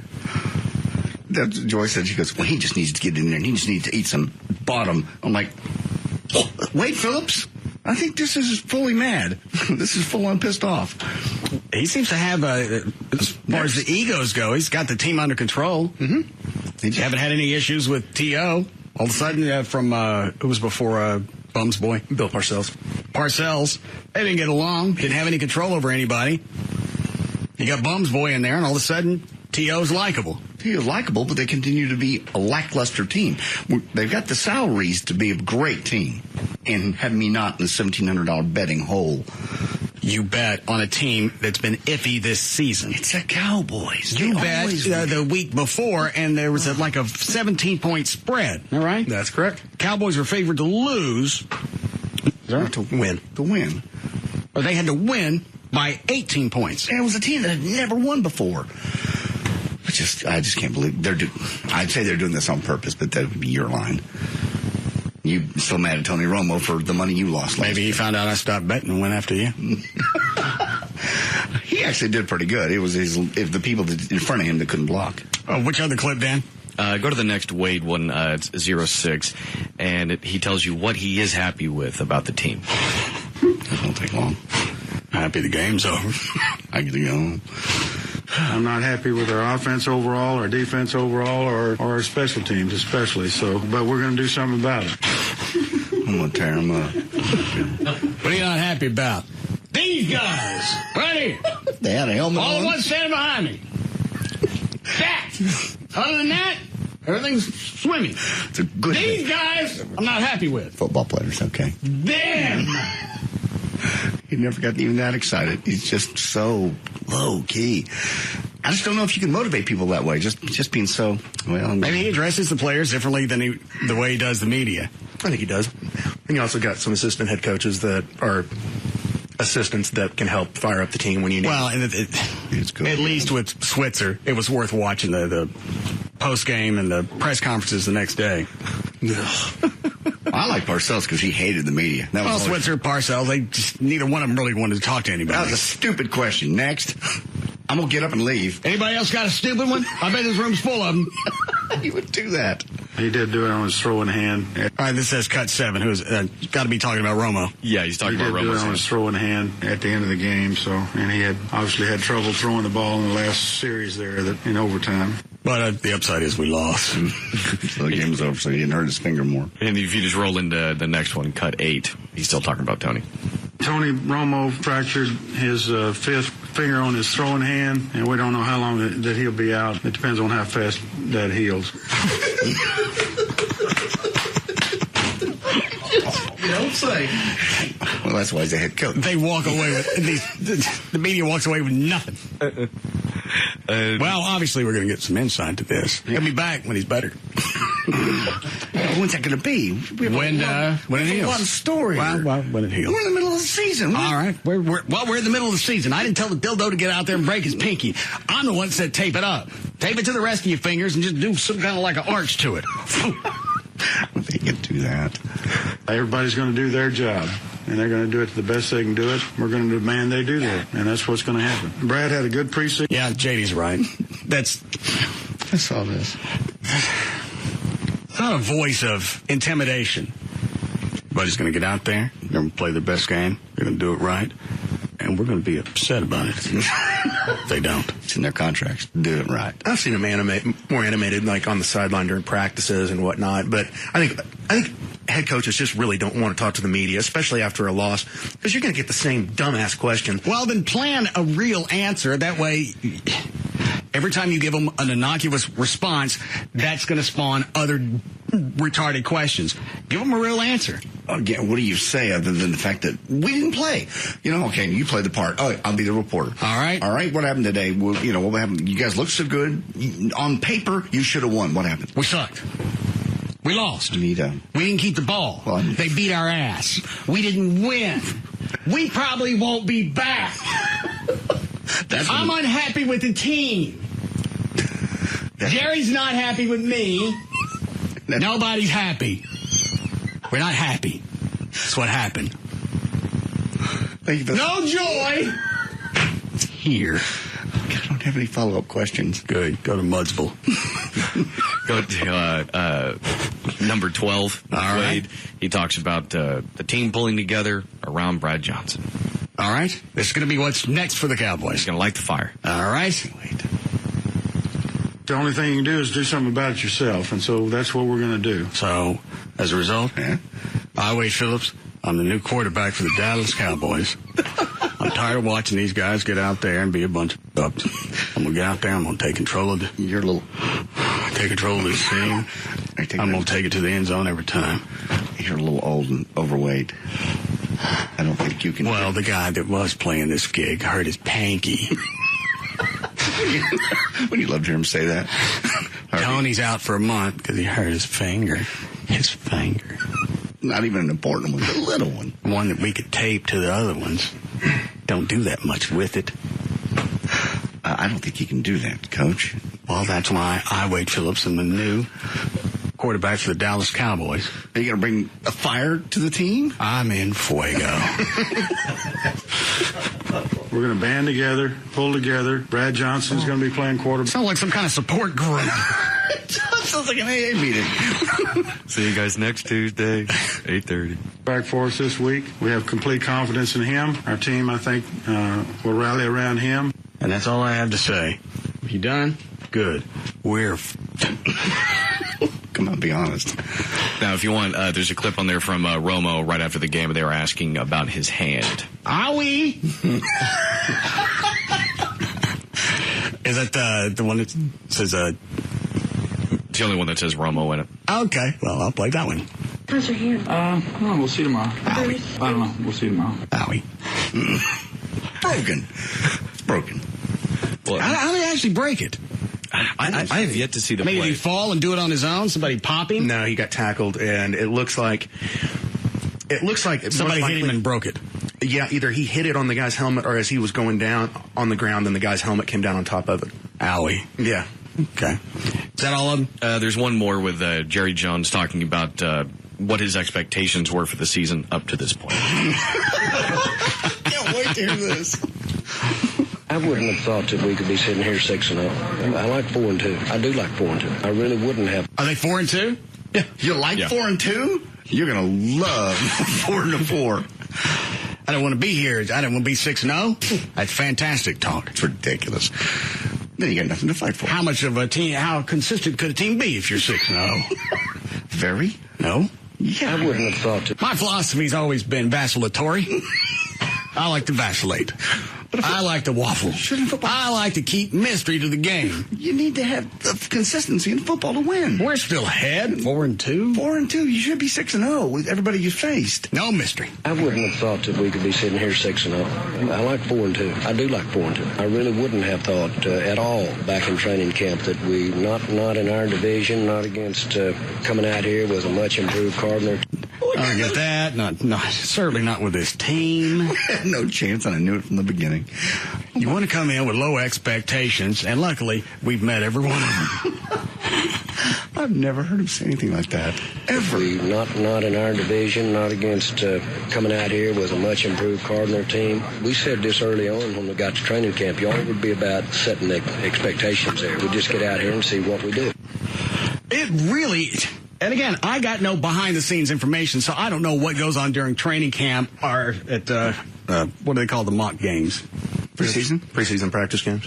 where they during practice where they play against each other. Scrimmage? Yeah, scrimmage games. I don't know what goes on during that, but somebody needs to go back out there, like one of our coaches when we were kids, get a paddle, drill some holes through it, or drill holes in the door of a van, and go start smacking people. Okay, you may be onto something, because I would love nothing more than when they point a camera at Wade Phillips during a game. He's just standing there with his board of holes sitting on his shoulder. Just popping his hand with it. Drop the ball. Okay. Drop the ball. I'm Torello, and you threaten me with a paddle? Oh. Hey. You got 2 more. All right. Quit it. They go tell your friends. Especially that Pac-Man feller. There's a new sheriff in town.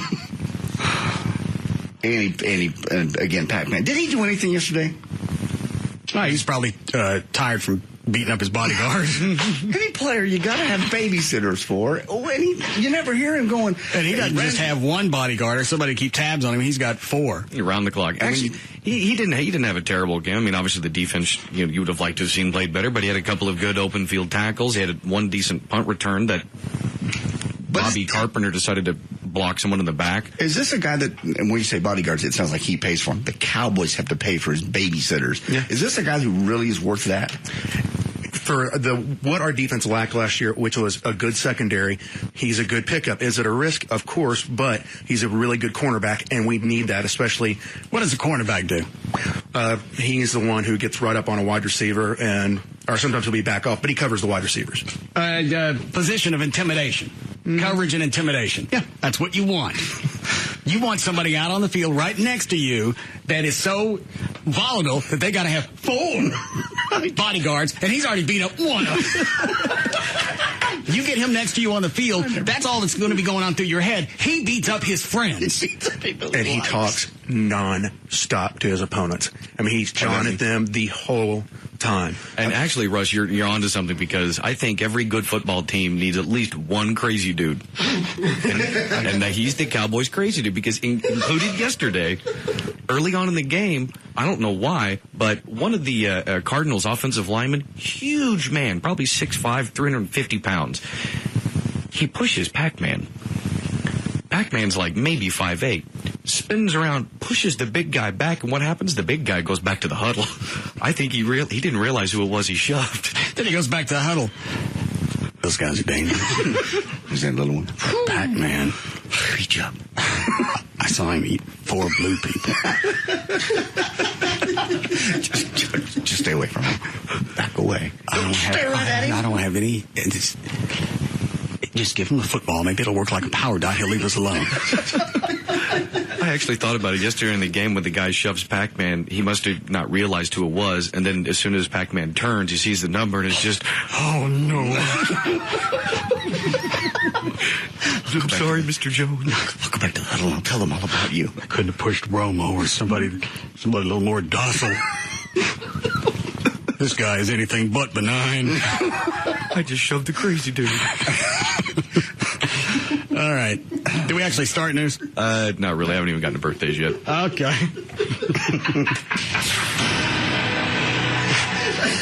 All the guys on the field. Yeah. I got to push the one that beats up his own bodyguards. God. Dude, you're 6'5" and 350 pounds. You're not afraid of him? Maybe I'll go push his wife, Miss Pac-Man. Go ahead. All right. Celebrating birthdays today. Ashanti turns 28 years old. Sacha Baron Cohen turns 37, also known, of course, as Ali G or Borat. Nancy Kerrigan turns 39. Kelly Preston. What is it, Clown? Oh.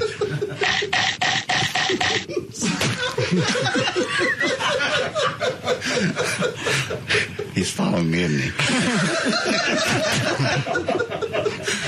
Is he behind me? He's behind me. Dude, you better run.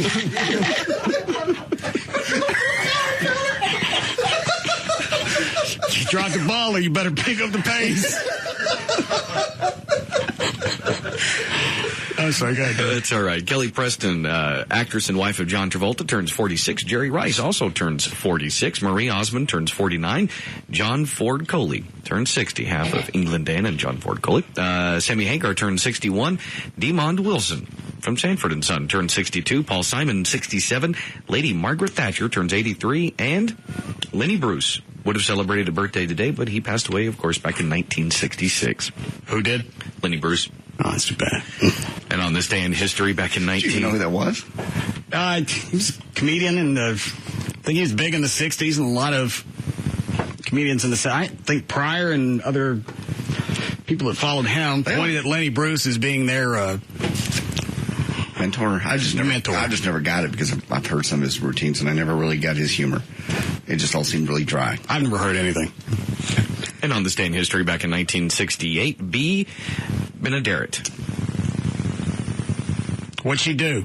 Seeing if you remember who she was. That was a chick from Petticoat Junction. She played the mom. There Those three hot chicks like to bathe in the water tower.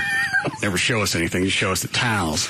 That was just a TV show. That didn't make any difference. I still whacked off to that show, and it moved so fast. A couple of times you hit one Uncle Joe. She passed away on this day in history back in 1968. Do I get that right? Is that right? That she played the mom on Petticoat Junction? Yes, that is her. And also the voice of Betty Rubble in the Flintstones. She what? Also the voice of Betty Rubble in the Flintstones. No, I didn't beat off to that. She passed away at the age of 62. And in 1972 on this day, the plane carrying the Uruguay rugby team crashed in the Andes. They ran out of food on the 10th day, and after hearing on a portable radio that the rescue had been called off, the 16 survivors resorted to cannibalism, eating the frozen corpses of their companions. Of course, the inspiration for the film Alive back in 1993. Which team was it? Uruguay rugby team. All fit? Sure. Yeah. Probably tendony. No fat? No, a lot of meat. I mean, you know. Not a lot of meat. Too lean. Not enough fat. Nothing really to enjoy. I guess. I never really... Had to crash with Mark Davis and his... Curling team? Curling team. We'll be found a beer for years. I hope they don't come. Put out that campfire.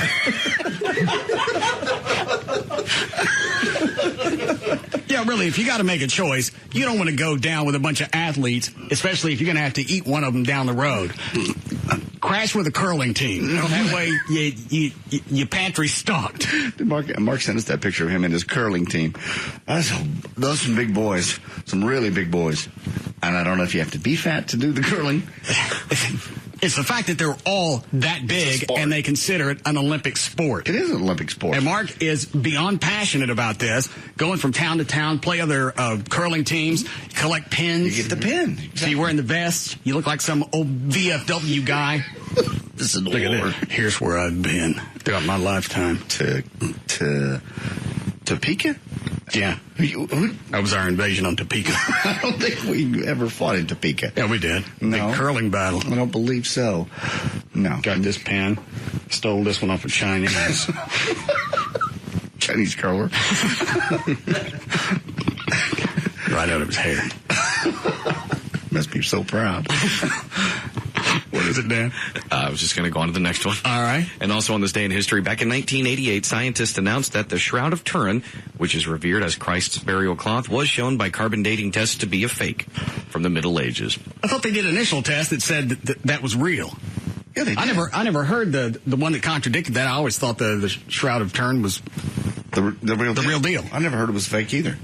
I had seen it, I want to say, in a History Channel thing before. All right, so they did carbon dating. It wasn't real. Right. What was it?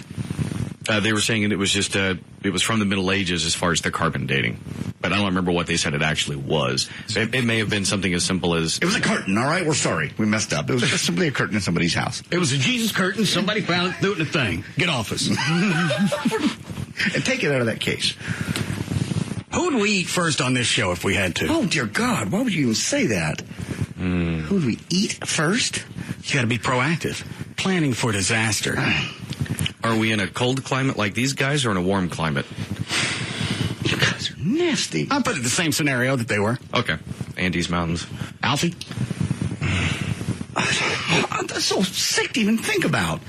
Alfie, you'd have to keep him on the pit too long. Alfie Tartar. Stop. Well, he's not here. I know, but we're thinking about eating a friend of ours. I think it'd have to be JD. Yeah. Why me? You would probably fall down and hurt yourself. We'd have to kill you anyway, so we might as well I know this was coming, and I'd be running down the hill. I'd rather die out in the snow than You're not going to make it anywhere. You're stuck in the mountains. And all three of you guys are going, you don't feel well, do you? I feel fine. Look at this, jumping jacks. I feel great. No. Never been better. You look tasty. I'm healthy. But you don't look like you feel well. I totally feel great. In fact, I've never felt better. I'll go for a jog. Leave. Yeah, I think we'd have to chew on him. Thank God. He provided enough food for quite a while. Just the fact that you people would think this. I want the head. There's nothing up there. I was thinking about the live-in. This will block the wind for weeks. We have an Arctic shelter. Look at that. They got me a big head loo. Use a mouth as a doggy door. Got everything I need here for a while. God, my friends want to kill me for food. It's necessity. Actually, I guess at a certain point when you just gotta have something. I guess if it's the only protein left in the, And you look like you'd be the most satisfying. Now, what if I'm still alive? We'd have to fix that. You would kill me to eat me. I think that would probably be a little more humane. I'm just saying. How about we just all die together? Well, I don't want to lose a couple of teeth. You kicking while we're chewing on your ass. How about we just all die together on the mountain? So you want everybody to go just because you can't make it? I am making it. I'm still alive. And you guys are all looking at me. Quit looking at me. I'm never sleeping, ever. Tartar. Quit. All of a sudden now, I can't see anything but JD and those little diagrams like they have on cows. So they cut them apart. Oh, my God. I'm pretty sure this is even against the law. To eat people. But Dan, there wasn't any criminal action on these guys had to eat their teammates, right? I'm sorry, I was on the phone. Well, No criminal charges? No. It was one of those situations. They did what they absolutely had to do. And like I even said there, they waited 10 days before anything happened, and they were starving at that point. And then they hear the radio broadcast where they heard that the entire search and rescue was being called off, so now they had no choice. That's when you give up. Now, did they eat one that died, or did they have to fix one up?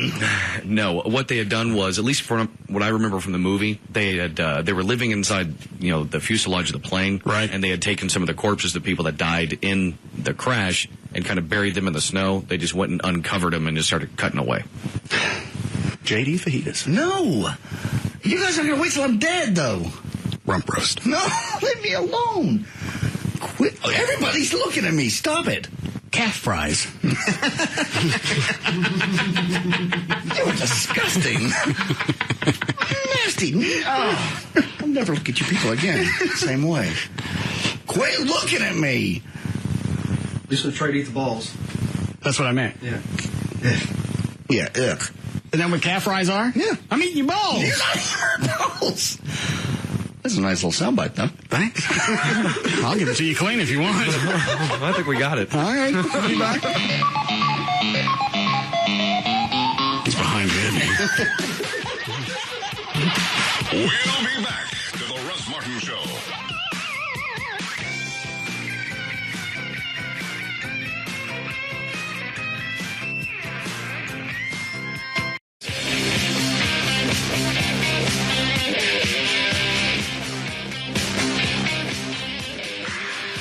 We're back to the Russ Martin Show.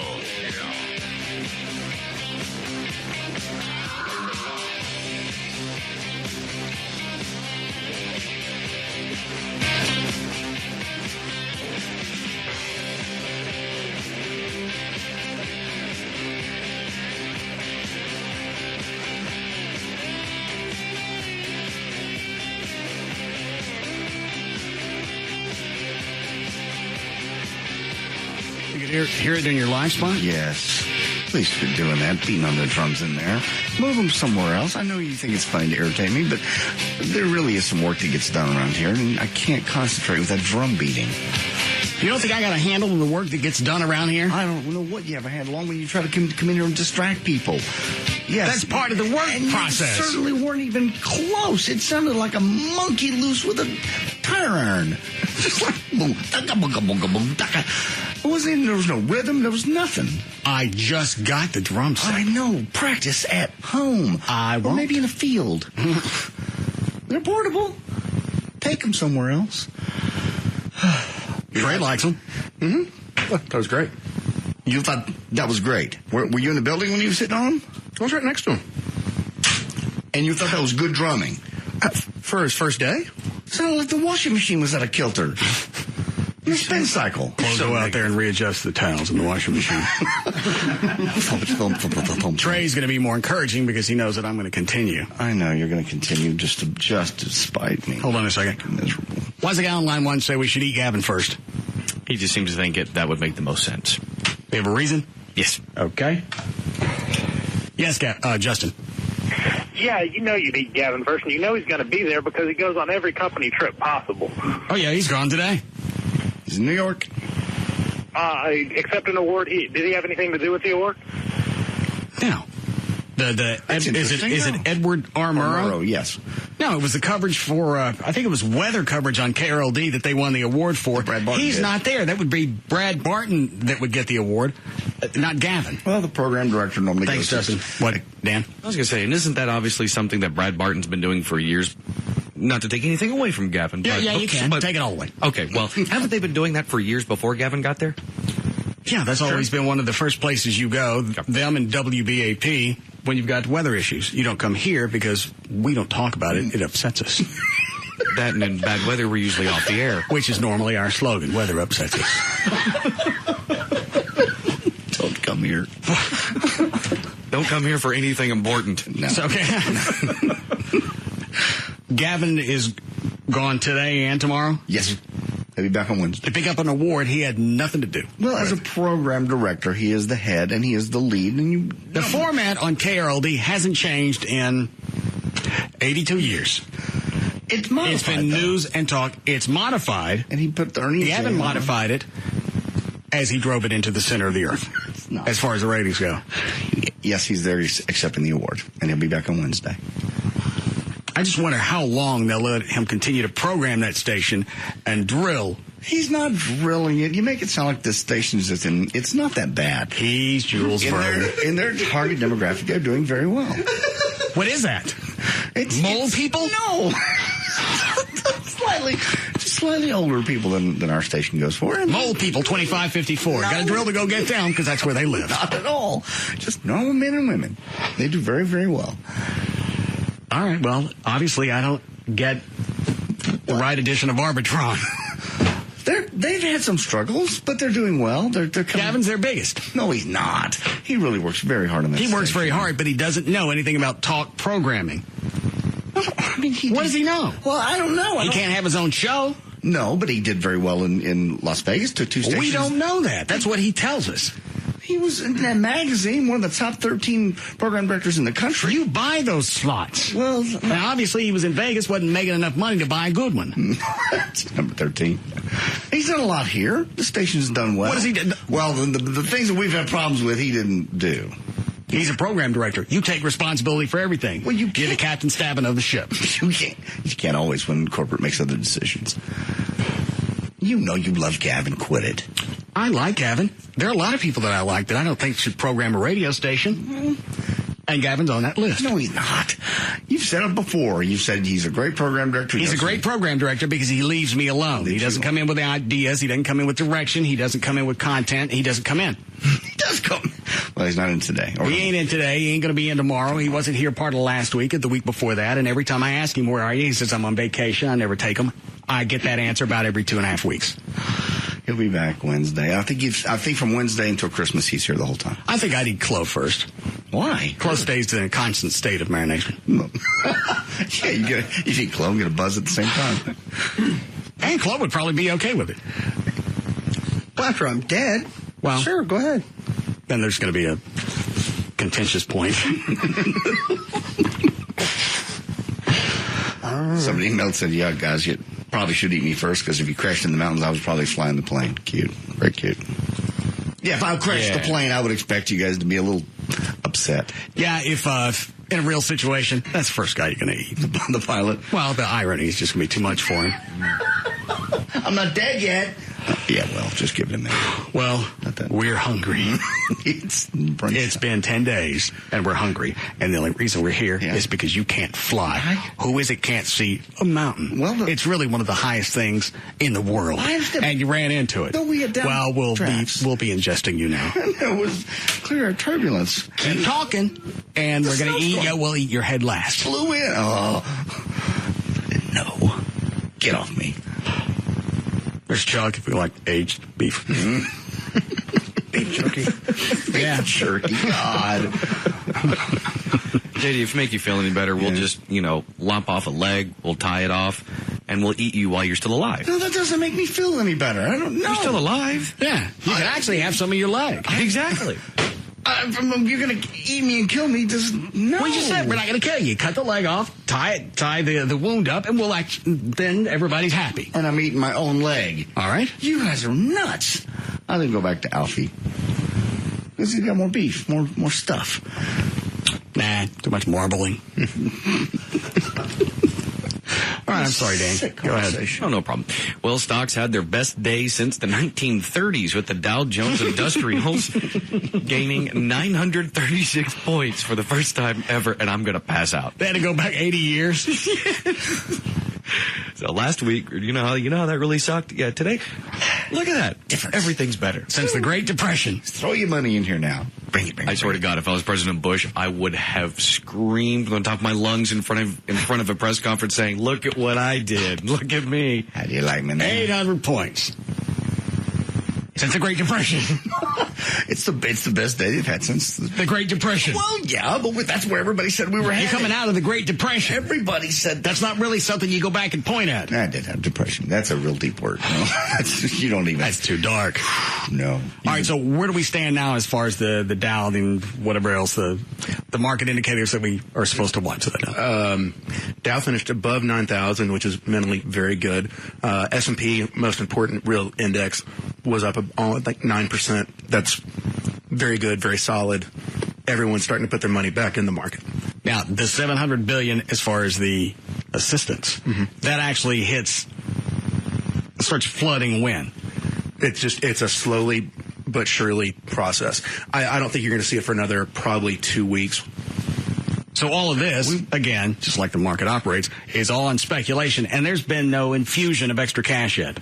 Well, people are lining up because they know that cash is coming. And banks are starting to say, okay, you know what? We see a light at the end of the tunnel.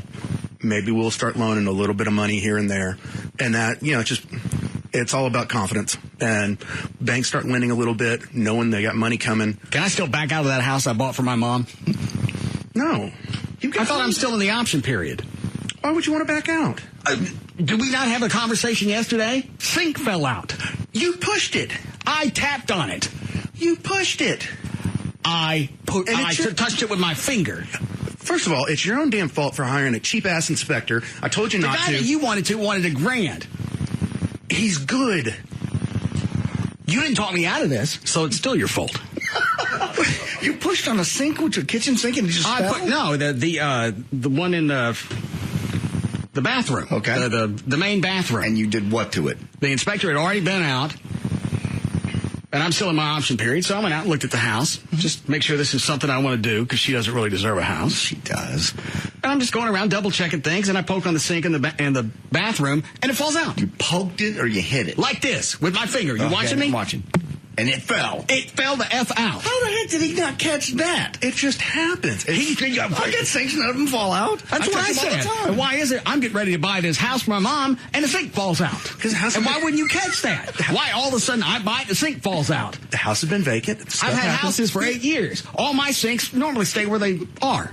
Well, a lot of times, this is an underground, basically fiberglass glued sink. It's glued in, not where it's above, the top where it can't fall out. It didn't do any damage. It's easy to fix. It's not that big of a deal. I've seen that. That's what I asked him. No, stuff happens. Well, why is it stuff happens when I'm getting ready to buy a house? It just does. Sinks don't just fall out. Yes, and as an inspector, do. You walk through the house and you poke on them to make sure that they're intact. You could have poked on it every day for the last year and nothing going to happen. Well, I didn't. I poked on it once and it fell the out. It's not that big of a deal. I told you when we were looking at houses for her, I wanted a house where the stink stayed up.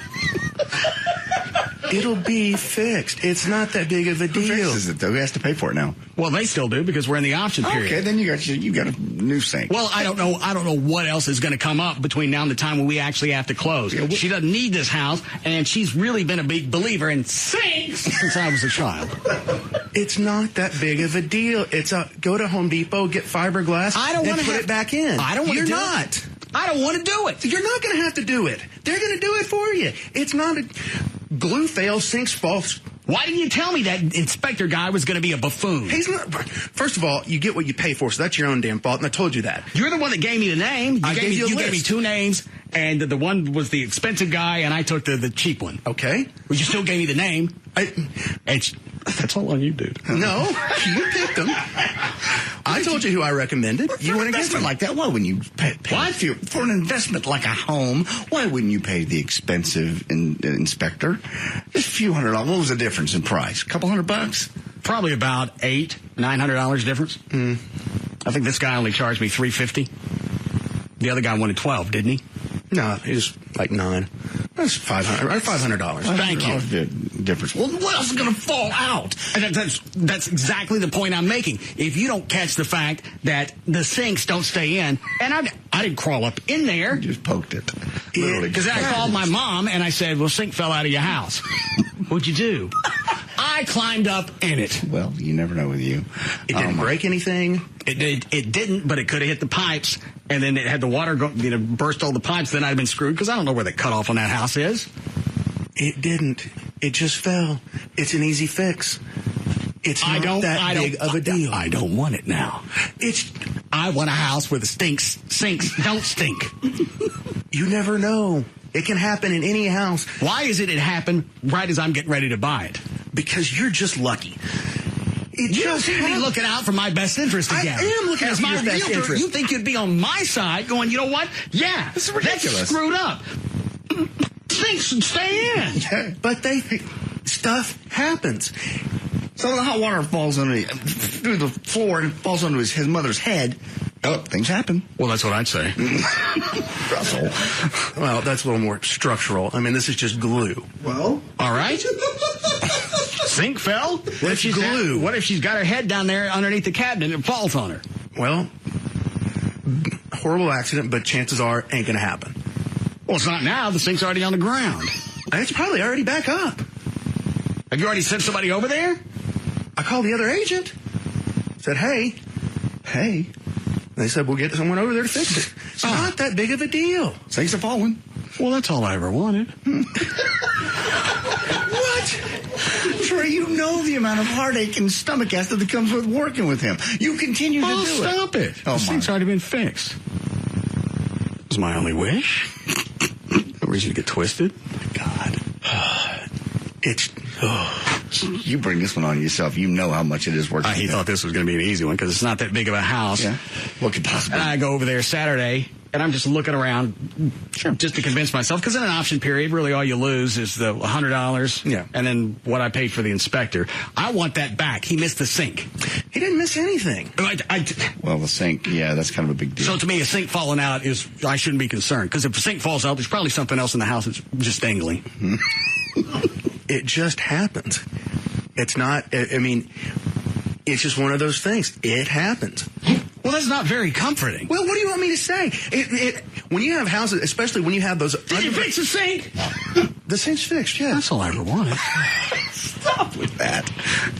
But the excuse of just stuff happens in a house, the stuff happens thing doesn't really console anybody. Your Pinto blew up. Well...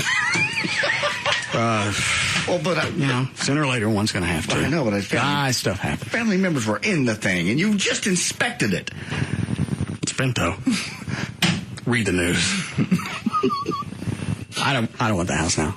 Oh, good Lord. It's just not that big of a deal. The sink fell out. Stuff breaks in houses all the time. I never had a sink fall out. It happens. A sink?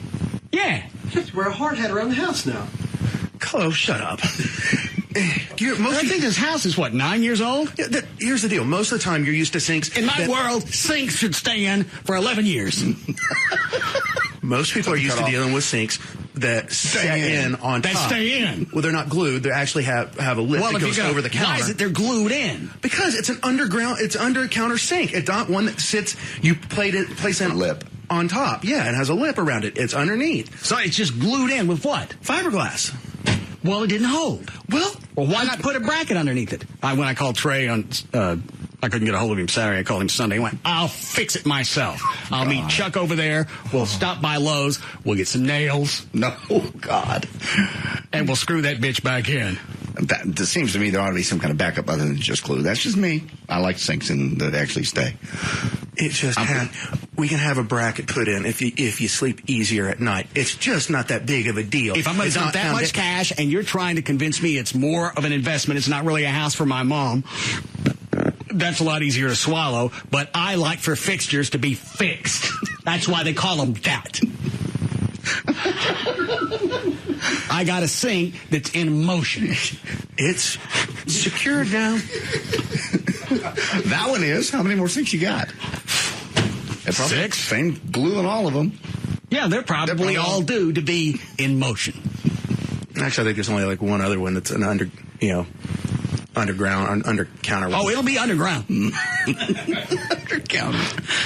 We'll put some of that caution tape underneath that one so nobody gets killed by it. Falling sinks. If you could put your head down there, take this helmet. And I still don't know how hard you pushed on it. I just walked in, I turned the water on, and the stopper was down, so I lifted the stopper up with my finger, and the sink went down. Oh, my God. Yeah, it was just... So I grabbed the stopper with my fingers, both sides, jiggle it, and then the sink fell out. Okay. You're going to tell me now I abused the sink? No, it's just the adhesive broke. It didn't hurt the sink, didn't hurt the counter, didn't hurt the plumbing. Why you asking me what I did? You think I walked in and roundhoused all the sinks just to say they're going to stay in?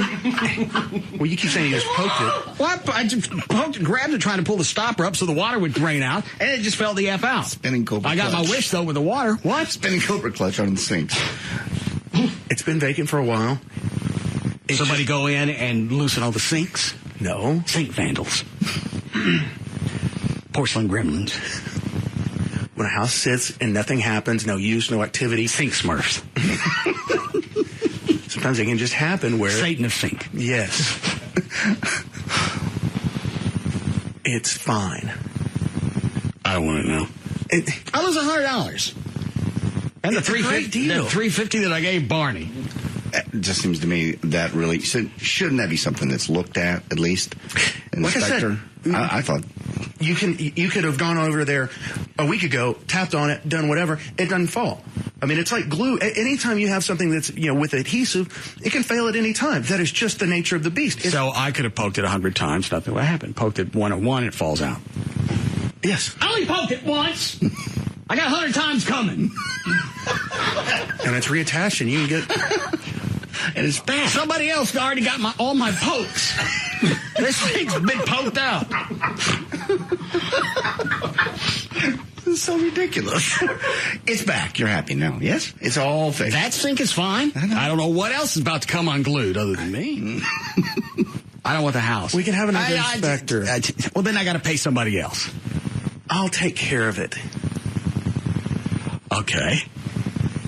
That's all I ever wanted. Oh, God. What are those on hold, Dan? A couple people with help, possibly with your sink issue. Real help, or are they going to be screwy? Because I think it's, with everything else going on in the shop, the band, I just need to get this handled. Do you have granite countertops, or does she have granite countertops? Yes. Okay. Yes. Okay, if that's the case, the guy in line 2 says he knows what more than likely the problem is. It came off. Gravity. Well, it was too heavy. Wasn't enough glue. It went down. Fell. It's not on there anymore. Well, obviously you don't need his info. Yes, Shane. Yes, sir. Well, I think I have an idea of what's wrong with it. I work for a multi-million-dollar company, and this is what we do. We did the W Hotel. It's granite countertops. Is it a stainless steel sink? No. No, what is it, cast iron? I don't know. It's white. What is it, porcelain? Okay. Yeah. Porcelain. Okay, so it sounds like to me it's a cast iron. Probably what happened, the glue that they... It fell out. It didn't stay stuck. It released itself. It's on the run. In the plumbing business, we call that falling out. But the point is, it happens. That guy was about to say. What? I'm sure there's something about the cast iron, and then you don't use cast iron sinks if you're going to glue them to something. And if you're going to do that, why not put some support brace underneath it? So when I go to let the water out, the sink stays where it's supposed to be. It's a fluke deal. All right, so I've been pampered all my life. My sinks have stayed in. I'm a baby. You've had sinks set in sinks probably just about every place you've ever lived. When I was a kid, I actually climbed up in a sink and stuck my ass in it. It didn't fall. It's because it was a set in where it had a lip. All right, well. You happy now? No. It's fixed. Everything's fine. You said that's what you wanted. And JD's right. That's all I ever wanted.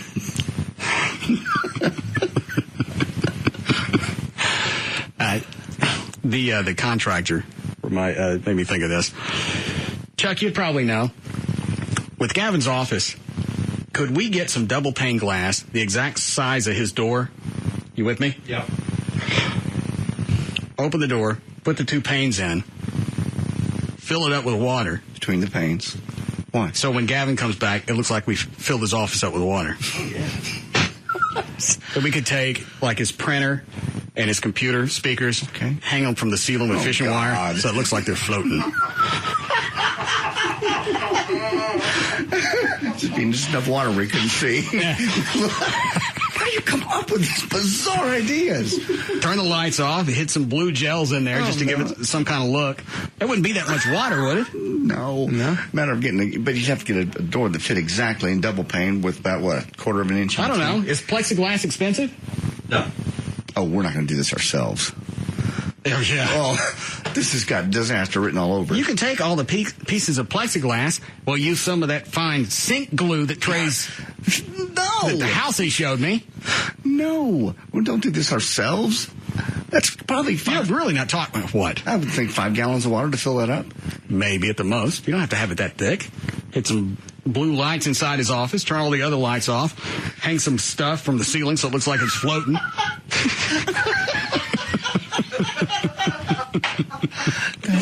We have to do this now. I don't know why. That's great. All right, I'll play the JD role for you. Don't you think he let him come back once and, his office is intact? Please. Why? So you don't have him stroke out by the time he's 36. That's all I ever wanted. Dan, if anybody calls in about the double plexiglass, that you could seal and just fill it up with water. Why not? You just have to run small strips up the side, over the top, down at the bottom, so everything's sealed. Fill it up with water. Go hang the stuff off his ceiling. Maybe go to Kroger, get some dead fish, hang them from the ceiling as well. They're just staring at him through the glass. Yeah. Let me out. Put an oscillating fan in there so everything just kind of moves around. Now, he's back when? Wednesday? Wednesday. All right, so we got a day or so to do this. Do we know anybody with a construction company? I'll look. Okay. We need a break? Yeah. All right. We'll be back.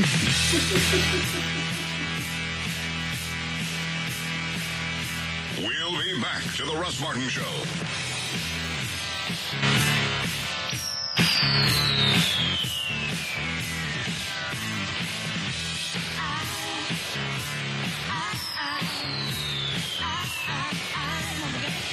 The most addictive show on the radio. The Russ Martin Show.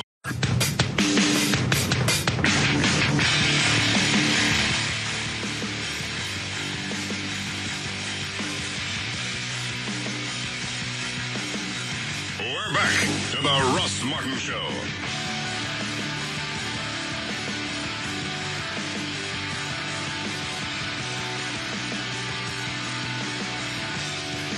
That you on the hotline? All right. Anchors away. Okie dokie. Right now, this traffic report brought to us by Don Davis Auto and also again by Reliant Energy in Dallas, I-45 southbound at the 175. The off-ramp is blocked. The off-ramp to 310 is also blocked until spring of 2009 for crews to demolish and rebuild the bridge. yay for that. Also, of course, another reminder, it is Fair Day for the school kids, so just expect delays in and around Fair Park and everywhere else, of course. Right now, that's really about it. Everything else is just kind of sluggish, regular traffic. One of the things I'll tell you about Richardson 75 northbound at the Bush Turnpike, give a disabled vehicle in the carpool lane, and that has folks stacked up to Campbell Road. There's your last check of traffic. I'm Dan O'Malley on the Russ Martin Show. Thanks, Dan. All right, 70 for the low tonight. Some storms coming in tomorrow, mid-80s, and then only mid-70s for Wednesday. It's 82 now at Live 105.3. Before we go any further, I want to show you something real quick I saw on WFA.com. Brad Johnson, excited about leading the Cowboys. Look at the picture. Looks like Bill Murray and Caddyshack. Yeah. It's just like, Cinderella story. I knew if I just sit here and bided my time. Very excited. He looked like somebody just told him he lost something. I was just thinking the other one's just Vietnamese. Actually, JD, you may be onto something. Like, he just lost something. He had one of the sweetest gigs in the NFL. He's a highly paid backup quarterback because he's won a Super Bowl, and he's playing behind Tony Romo. What's a guy like him make? I think he's making around $1 million, maybe a little bit more. Damn. So that's about what Romo was making before he moved into the spotlight and then busted his pinky. Mm-hmm. But then you can just imagine Brad Johnson sitting there when they come to him and say, so Romo's broken his pinky, he's going to be out for about a month. Yeah, he's going to throw the ball. That's sad to say because I'm on the team, but who's going to throw the ball? Whew, you guys is in a pickle. I don't know what you're doing, but I got to go out and shoot all the golfers. That's what he looks like. Yeah, that expression on his face. Being married. Cowboys are probably going to have to go out and possibly find another backup. I thought we had three. We do. You got Romo, you got Johnson, and then you have another guy, Brooks Bollinger, who's a former Viking. They actually signed him. A real Viking? No. Yes, a real one. Well, that'll be cool. No, not a real Viking. They're very musical. It just goes along with the press conference the Cowboys had with Wade Phillips. I'm very upset. I could not be more mad if someone had just stepped on my foot. I'm unhappy with the team. All aspects. Go find out whoever's in the hall, tell them to shut the F up. I'm in here being stupid. And then it just goes along. WFA even put the words in quotes, excited. And this picture looks like he's just like, y'all woke me up for what reason again? Because I'm just sitting over here on the bench making $1 million a year. I'm sitting over here thinking like a gopher. Do a little dance. All right, you ready to start news again? Sure. Okay. All right, somebody's checking on all the contractor stuff we're going to need to fill Gavin's office with water. Yes. Okay. Normally I'd be against it, but for some reason, I don't know why, this one just charms me. I just think it's funny. Because there's no damage, really. If we can't pull the door thing off, then we're really going to have to fill it with water. No, I'd have to be against you. All right. Well, that's your position on the show. All right, 6:20, Dan's here with more news. Thank you, Russ. Senator John McCain today told voters that they should elect him because what America needs in this hour is a fighter. McCain went on to say, I will fight to take America in a new direction from my first day in office until my last. My friends, we need a fighter in the White House. Oh, yeah, we need someone who can rope-a-dope. Rope-a-dope? We need someone who can dodge and weave. Yeah, we do need a leader. The next debate on, was it Wednesday? Mm-hmm. Yeah. Wednesday, when I'm there with Obama, I'll get him in a scissors lock, and we'll find out what his financial policy is, my friends. You do that way too well. Because it's time for the return of the spinning Cobra clutch. Oh, God. He goes on to say, I'm not afraid of the fight. I'm ready for it. We have 22 days to go. My friends, I've learned more moves. One move I learned from the great Muda, the Muda lock. There's no way for him to escape from that, and we'll get all our questions answered, my friends. Because, my friends, I don't want you living with roaches. I am the greatest. And when we debate, were they debating? Yes. Hofstra University. The steakhouse? New York. Hempstead, New York, Hofstra University. Oh. And my friends, when we meet in New York at the Hofstra, what is it? Hofstra University. Hofstra. I'll get him in the spinning spaghetti clutch. Oh, no. And it'll be the pasta at the Hofstra. my friends. Stop. His speech was pretty good today, actually. I didn't see it. Oh, I just wish he'd quit doing the thumbs up thing because he can't do it. He can't get his arms up there. You know what? If your arms don't go that far, don't do it. Just stop with that. Stop showing us your limited range of motion. Really? I know it's from torture. I know it's from serving your country, but not everybody remembers that. You got the younger people that think, well, he can't raise the roof. He can't get his hands up there high. It just doesn't look good. The my friends thing and the thumbs up, he needs to please stop doing. I haven't seen him do the thumbs up. I can't focus on anything but just stepping away from that crutch phrase. That's. You think somebody would tell him right now that's getting on everyone's nerves? Maybe no one can tell him. Maybe that's his. Maybe he thinks that's his calling card. If they hear my friends, then they'll know it's me. All of a sudden, they've embraced me as their candidate because I say it on a nonstop basis. My friends. God. I'd shake your hands, but I can't. My hands don't really work. Stop. I heard somebody over the weekend say, Obama picked on him for not being able to run a computer. So really, I don't think Obama can actually land a fighter on a carrier at night either, so shut up. That's pretty impressive. And that's one thing that I'll focus on Wednesday at the pasta at the Hofstra. Go ahead.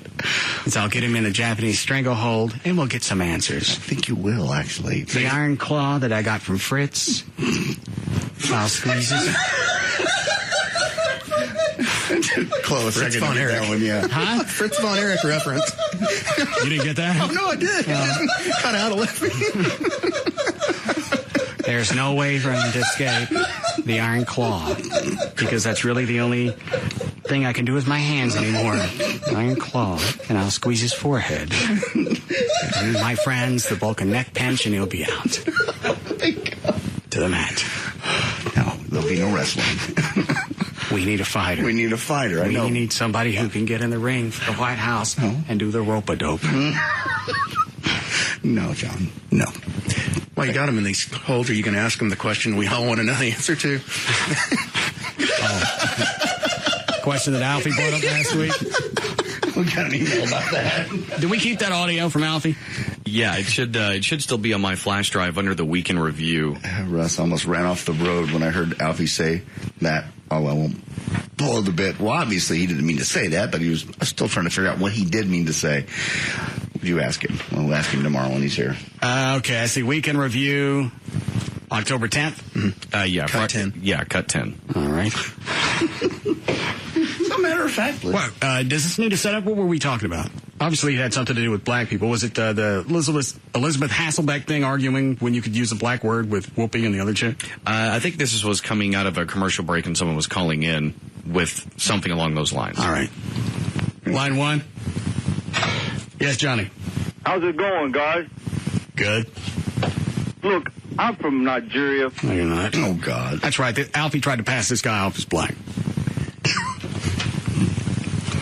Alfie, what was he going to say? What? He was saying that he's black and that he doesn't have a problem. That guy wasn't black. He could have had a weird accent. Okay. I can't tell over the phone, but... Ask him next time. I did ask him. What'd you ask him? Why are you black? Why? I said, no.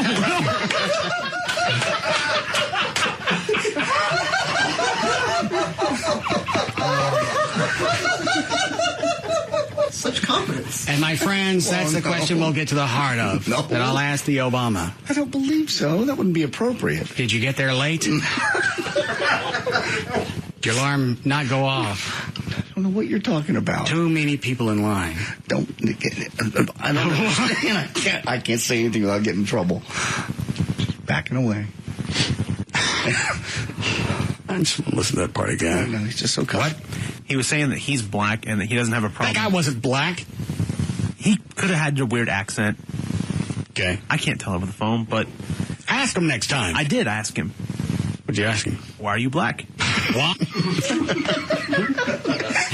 Russ wants me to ask these questions before you get on the air. No one's ever really asked me that. Why are you black? I have to have a good answer this time, because I got in trouble. Oh. What? You sound like the Joker on... Oh, shut up. Go ahead, Dan. Well, mentioning the debate, Republican John McCain, of course, vowed on Sunday to whip Democratic rival Barack Obama's you-know-what when the two presidential candidates meet Wednesday in their final televised debate. McCain said... And my friends, the only way to accomplish that is with a pile driver, followed by the big porch swing. No. Porch swing? That's things I use in wrestling when I fight for this country. You're not a wrestler. You were a fighter pilot, I'll give you that. And then the big dragon sleeper. What? The dragon sleeper. Mm-hmm. I don't believe you. No. You're an old man. Quit it. You realize after he got back after being tortured and, in the POW camps, he actually went back to flight status. He worked for a couple of years in therapy just to pass his flight physical to get back flying. What was his incentive to go back? At that point, I would have no concept. You give me a nice desk and some cash. You got to look who he is. I mean, both your father and grandfather are admirals. But you've served at this point. Nobody is going to go back and review his career and say, you bailed on us. You got caught as a POW. They gave you the option to get out. You stayed and you were tortured for another 3 or 4 years. And you stayed there because you didn't want to make it look like you bailed on your friends, your comrades. And you go back. And my friends. Stop. That's the type of person you want to run this country. Well, it kind of is the kind of person I want to run. Do you smell what the prez is cooking? That would be funny. Yeah, he also went to war college after we got back, too. I just can't believe he went back to flight, worked hard to get past his flight physical to get back to flight. He probably, at that time, was probably still thinking he's going to be a career naval officer and, follow in his family's footsteps. Well, that lends credence to anything that he says is, if he stood with his other soldiers for several years, he didn't have to, had a way out. I'm probably going to believe most anything he tells me. After already being tortured and left for dead, pretty much, in a cell. Yeah. Obama, telegenically, he's going to make a better president. And even you could watch the debates. That goes back to the Kennedy-Nixon debates. The critics, after that debate, said that Nixon won. He was better educated with the system, had better answers, but because he looked like somebody who had just come in from a non-shaving affair. Disheveled. And he just looked old. He looked crappy on television. And Kennedy won because he was a lot better looking. And that's really kind of where we are now. And that's even more so today because everything's about CNN and the coverage and everything else. When it breaks right down to it, I heard Obama today. And talking about letting people take money now out of their 401ks. Yeah. But that's brilliant. Okay, well, again, that's pandering to people who are in financial stress. That's going to pander to lower income, people who can't pay their bills. And that's the entire goal. And then, a few years from now, they're going to be totally broke and have nothing left in the 401k. I don't know if they could actually allow them to take money out of the... I'm guessing he means penalty-free. Yes. Yeah, because there's take a huge tax hit if you withdraw it early. He's going to suspend that. It's something else to add to your platform that you really don't have to follow through on. We know that national health care is never going to come to fruition. We've gone back and looked, and they've been pushing this since the late 40s, early 50s. It ain't never happened. This isn't going to be the catalyst now.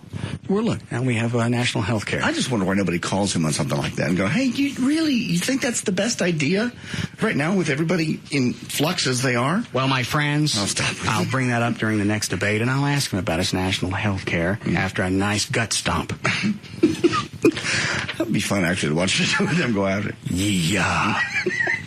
Free Slim Jims for everyone. Who's the guy, too, Trey? The William Ayers? Nobody brings that up. I heard McCain had a web ad about him. It was like, I actually pulled the audio from it. But and my friends, I plan on bringing up the William Ayers. Do you do? And I'll spit on Obama like the kabuki. No. Don't spit on him. Just find out about the William Ayers. He was like a terrorist? Yeah, he's domestic, the weatherman. I mean, part of the... Well, why does no one bring that up, that Obama and him were like buddies? We're the weathermen. It was raining Muslims? Late 60s, early 70s. Students for Democracy, I think, was the original. And then... All right, stop. What's the audio that you got about Ayers? 131. It's a McCain web ad. Okay. Barack Obama and domestic terrorist Bill Ayers. Friends. They've worked together for years. But Obama tries to hide it. Why? Obama launched his political career in Ayers' living room. Ayers and Obama ran a radical education foundation together. They wrote the foundation's bylaws. How much of this is accurate? That Obama played a part of this? Yes. All right. Together.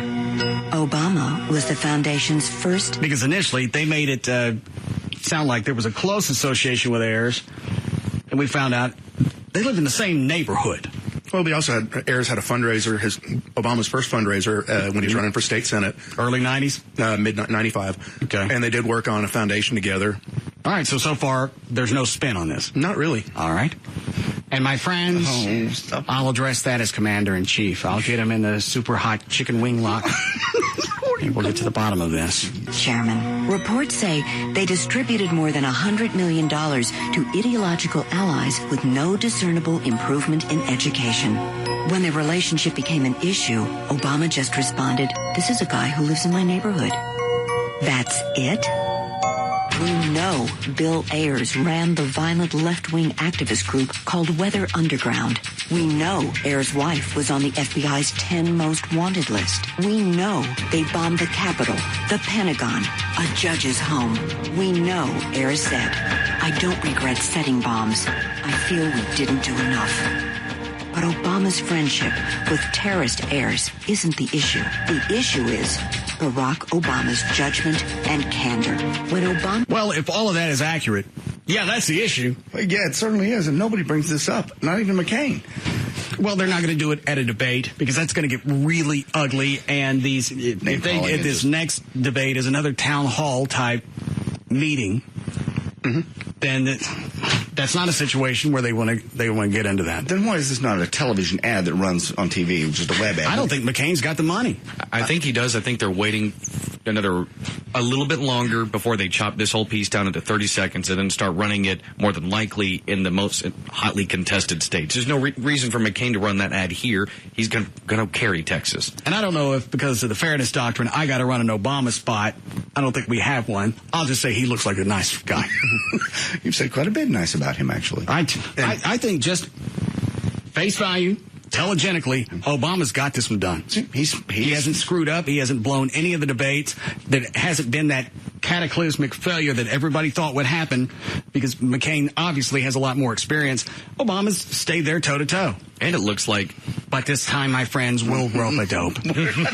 What then? I was going to say, and at this point, it looks like the McCain campaign is just reaching for the biggest scare tactic they can find. I mean, you've had over the weekend, you had other Republicans saying they were concerned about this campaign and that it looks like it's going to fail. They're saying that this Ayers stuff should have been brought up months ago, not now. This has always floated around.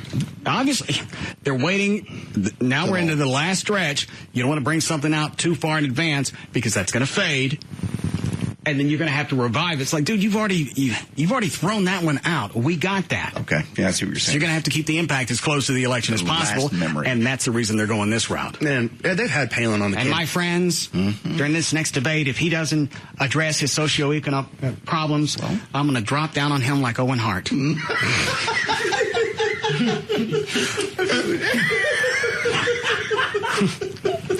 I'll let that one stand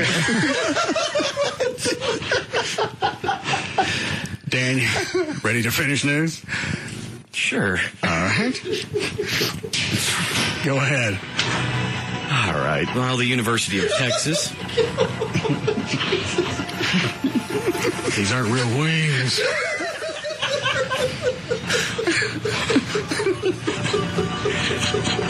The University of Texas has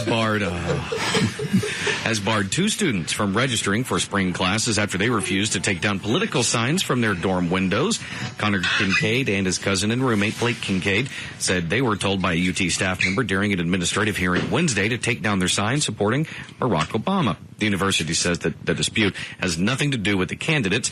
UT has had a policy for more than 10 years forbidding the posting of signs in dorm windows in order to control the look of the campus and avoid the appearance that the university is supporting any candidate. Is the ACLU involved?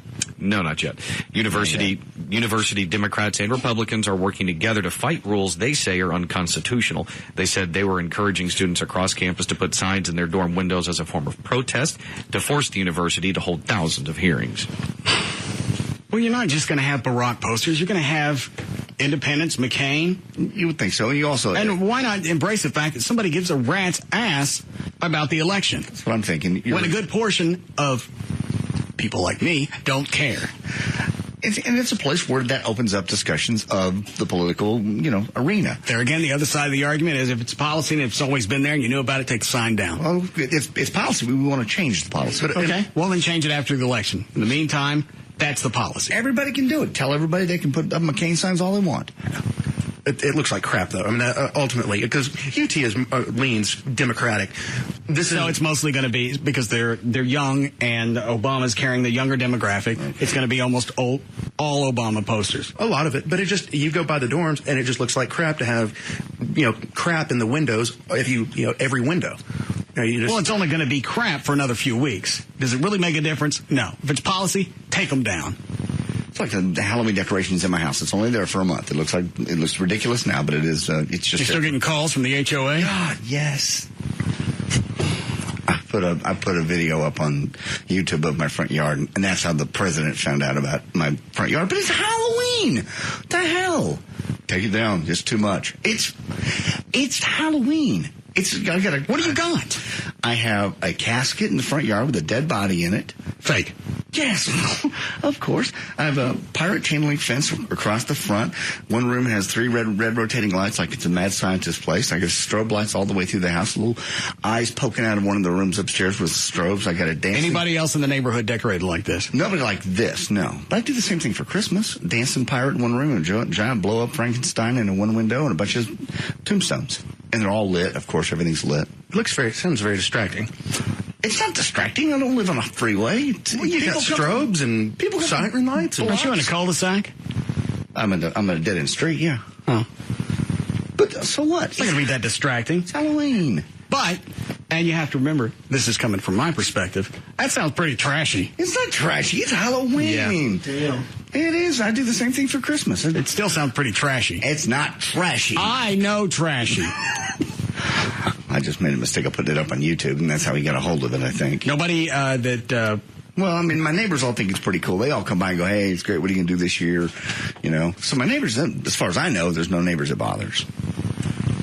You also have neighbors that drive by and scream, hey, Grand Dragon. Yes, I know, and they like it. And they like me, and they support us.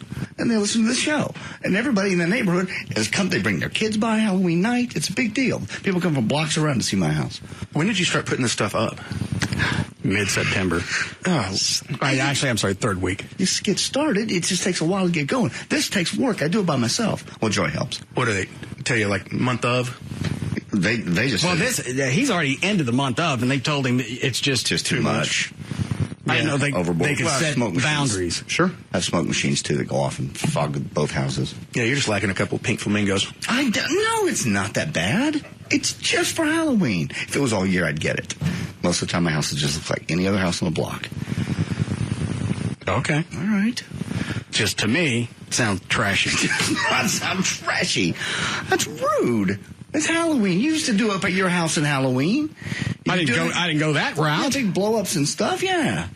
You doing that this year? Yeah. Okay, well. But my blow-ups I got from Garden Ridge. Well, you got 8-foot tall blow-ups with open mouths. I built the casket. Granted, all the chicks look scared. Do we need a break? Yeah. I got it. We'll be back to the Russ Martin Show. Are we going to do what they say can't be done? We've got a long way to go and a short time to get there. I'm eastbound, just watch old bandit run. The #1 afternoon show is found right here. The Russ Martin Show.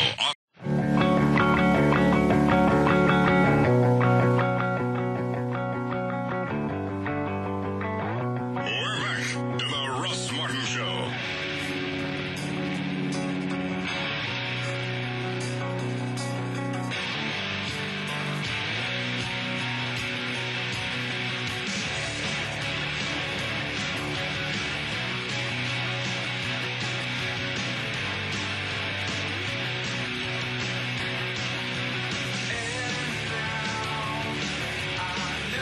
I didn't say I wanted to audition anybody. You guys just let this guy in? Yeah. He's good. He says he's been doing it for years, since he was like 15. You can't get ready for a show in 2 weeks. Please, we heard you during one of the breaks earlier. Why you got to be a dream killer? He's not a dream killer. It's reality.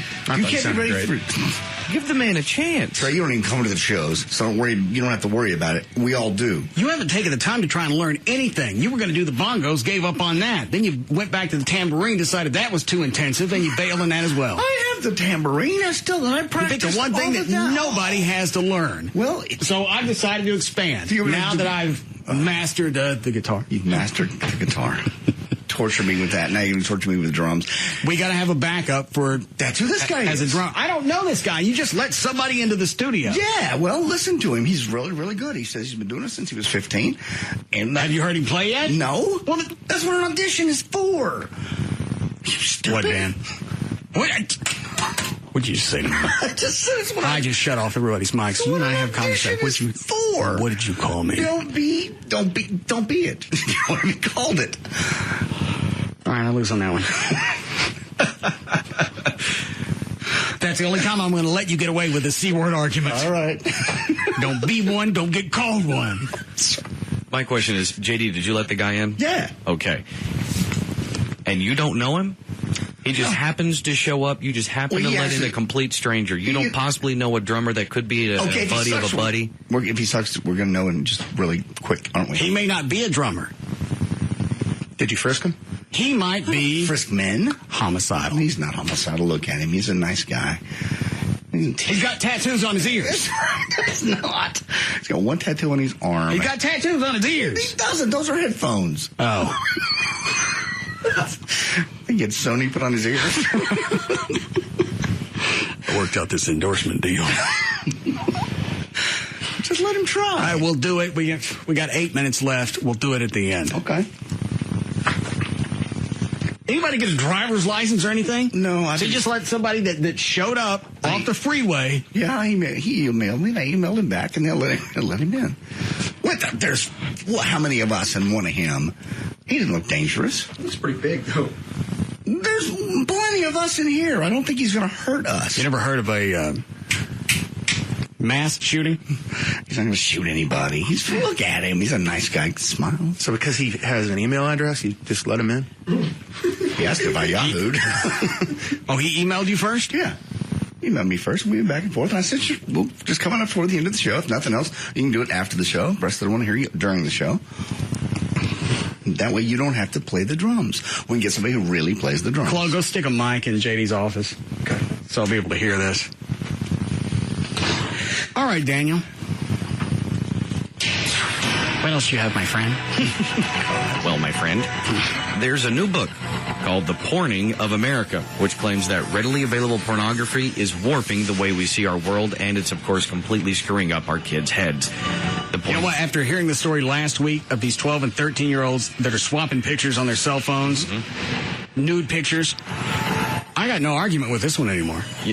You know, part of me is with you, and I've always referred to it as sort of like the Girls Gone Wild generation, because you see the commercials and everything, and like you say, you see it online. It's just you're constantly inundated with it, so you think that's the norm. This is how I'm supposed to act. And the problem with the Girls Gone Wild videos is they found out afterwards a lot of them weren't of age. So you got chicks that are 15, 16 that are running around behaving in that manner. I know. Exactly. But again, they see it on television. They see the Miley Cyrus being sexy. Maybe not showing anything, but being sexy. And everything MTV, all the videos are very sexy. They see that, and it becomes the norm. Okay, I'll accept the argument that the accessibility to different things are going to speed up, I hate to use this term, but a child's sexuality. I get that. Why didn't somebody step in as a parent and say, stop looking at that? Because the parents... Just because he's in the military doesn't mean you should look at that. Captain Stabbin's not, but never mind that. Because unless you're looking for an apartment, get off that website. The parents aren't. We know this. The parents aren't there. They aren't there. No reason to be there. You're not Latina. No matter what street they're from. No, the parents aren't watching. It's too easy. I've said this before. This goes back to me and my kids and just the television, much less the internet. You're not blonde. You don't need him on you. Mark that website down for Daddy. But even as a parent, you can be on top of it and control your house. And what happens when your kid goes over to somebody else's house who isn't? Well, let's put it this way. There have been... Well, if you have some type of foundation, the kid's obviously going to be able to make some type of decisions. But if you leave them in their room untethered, which they should never be that way, with total access to the internet, with no parental guards, no feed chip on the television, all of that technology is there. Don't completely blame the media for what they're exposed to. They're exposed to because you bought the tools to let them see it. And you've also had, unfortunately, sexual predators long before we had the internet. So the internet's just made it easier for everything. We've had, unfortunately, kids that meet strange men for sex. But the kids are already in that mentality looking for that type of hookup. Yeah, and I guess everything, just the internet just makes it easier. And it's a babysitter. It's just like TV was when bring the computer into the family room. I don't want it in the family room. They do their homework, and I need some quiet in my evening. Put them in the corner in the family room, and I don't. And that way, at least you can walk by them and check on them from time to time. Well, if they're in the family room, then I got to see them. Then they're going to ask me questions, and I don't get my evening to myself to relax and unwind, which I do at the end of every day. So your leisure time is more important than the morality of your child and their own sexuality. I don't know what my kid's doing in that room. She's doing homework. If I'm 13 and my hair's growing in around my junk, I'm going to open up the window to the world. I can't even imagine you at 13, 14, or 15 with a computer. You had Playboy stacked up on your roof. You used to go up there and take care of business. Dude, I was 15. I understand, but if you had I didn't have any place in the house to store them. And if you stay in the bathroom too long, they know what you're up to. Well, so I'd climb up on the roof, and that's where I do my business. Did they never miss you on the roof? And no one ever found your Playboys up there? No. Well, and we had a tree. We had a detached garage. So I'd climb up the tree, get on the roof, just kind of lean back. From our house, you could see Buckner Boulevard, just kind of enjoy the traffic. Buckner Boulevard could see you. They can't see me. I'm a kid in a tree on a roof. It's not going to be a focal point. What's your business out? Just relaxing. You weren't relaxing. Just shoot off the edge of the roof. Sometimes into the gutter. If I was feeling neat. Tidy up afterwards. That's odd. All right, finish the story, Dan. Oh, the other thing I was going to add in is part of what they're concerned in this book, The Porning of America, is that adults, we can realize that porn is fantasy, but they're saying kids are obviously impressionable and that they might not be able to make that distinction. I think it does the same thing to adults. I think you see freaky stuff enough on the computer, you go, that looks real. I like that. That looks like fun. And then normal sex becomes boring. It has to you. Well, I see freaky stuff on the internet, and I'm not drawn to that. It's because you won't do it in front of your girlfriend because you're afraid she'll take pictures or tell somebody later when she writes a book. She can be mouthy at times. My point is, what? Finish your point. Focus on. My point is, I've never been screwed by a girlfriend yet, and every one of them know how weird I am. All right. How many times when you've had a breakup, you call them later, especially if you didn't want the breakup to happen, hey, how about if we don't get back together? How about if this video makes the rounds? I'm going to sit here, even though it's late 80s, I'm going to wait on the internet. I'm going to wait on blogs and Craigslist, and then it's on. That was so long. Either take me back. I never threatened a chick as far as a relationship goes. I wanted her back. I just go, I'm going to kill myself. Fine. Finally. That's the closure I was looking for. No, that was wrong. Yeah, it was very wrong to do that, to threaten her with that. I threatened her with everything. I've screwed one of your friends. Which one? I'm not going to tell you. That was actually, that was probably your pinnacle. Yeah. You don't tell them, and in that way, it's abject paranoia forever. Because you never tell her. No, she was so in control. She was just getting ready to close the door, and I was standing beside the car. And I go, that's okay. You know what? I'm screwed one of your friends. Fine. The door opened back up. Yeah. Which one? Like I'm going to tell you. A hot one. Very hot. Oh, she started crying. You tell me which one it is. Oh, I got her back. Did it get you back in the door? Probably for another couple of weeks, sure. Until she went off and married that guy. Drummer.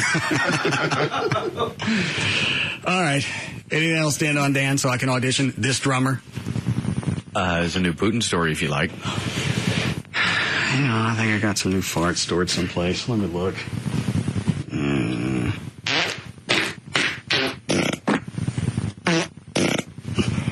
Locked and loaded, Captain. And engage. Well, there's no doubt what Vladimir Putin's favorite birthday present is this year, a rare Ussuri tiger cub. State television showed the Russian Prime Minister Putin affectionately petting the 2-month-old female tiger cub on Friday. The tiger weighs only about 20 pounds and sleeps in a wicker basket at Putin's residence outside of Moscow. Putin. Hang on. Got short-sheeted on that one. Wait.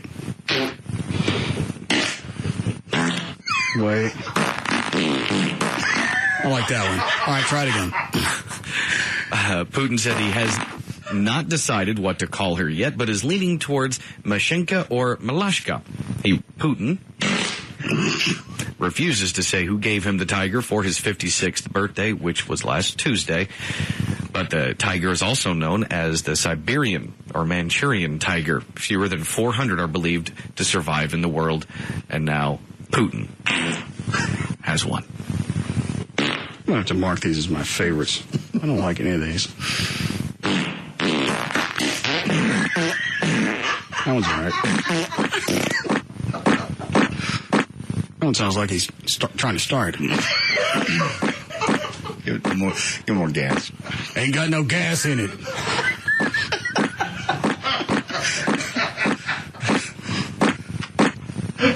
Maybe your balls are foul.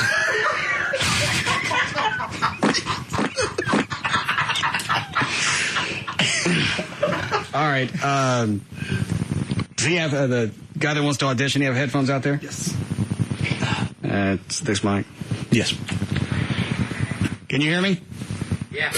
All right. Just play a riff for like 5 seconds so I can set a level in here.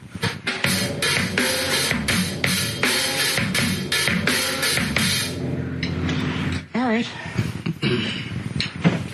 What normally do you classic rock, new stuff, new wave, nouveau? 80s, 90s rock. Perfect. All right. Hang on. Chuck, let me hear your keyboards. Okay. Make sure the guitar ain't too... is that too loud? A little bit. There you go. I'm not going to be able to hear that. You can't hear it? Well, I will until I start playing. Turn your headphones up, dude. How about now? There you go. Better. Turn it up more, Trey. Are they up all the way out there? Yes. You hear that or no? Yeah, I can hear it. All right. All right. Let me turn it up some. Got that? Yes. All right. What do we know? Skinner, Give Me 3 Steps? Yeah, I'm familiar with the song. Give me the opening riff. Don't know the opening riff. All right, dude, then just jump in.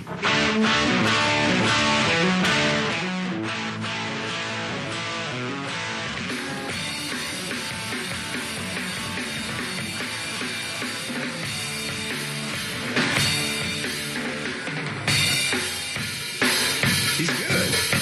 I ain't playing anymore. I can't hear you. I can't hear any guitar. At all? No. Drums are loud. Did you give him the wireless headphones? Yeah. Or wire? Is that what he's got? He's wearing headphones. I don't see no wire running out there, so they're probably wireless headphones because that's the way those function. Well, never mind. You can turn it up on the bass. We're on the bottom of it. The wireless headphones, I do not have on. Okay, never mind. What's he got on? Headphones with a wire. Taking the wireless headphones and turn them all the way up. Move. They're sorted out.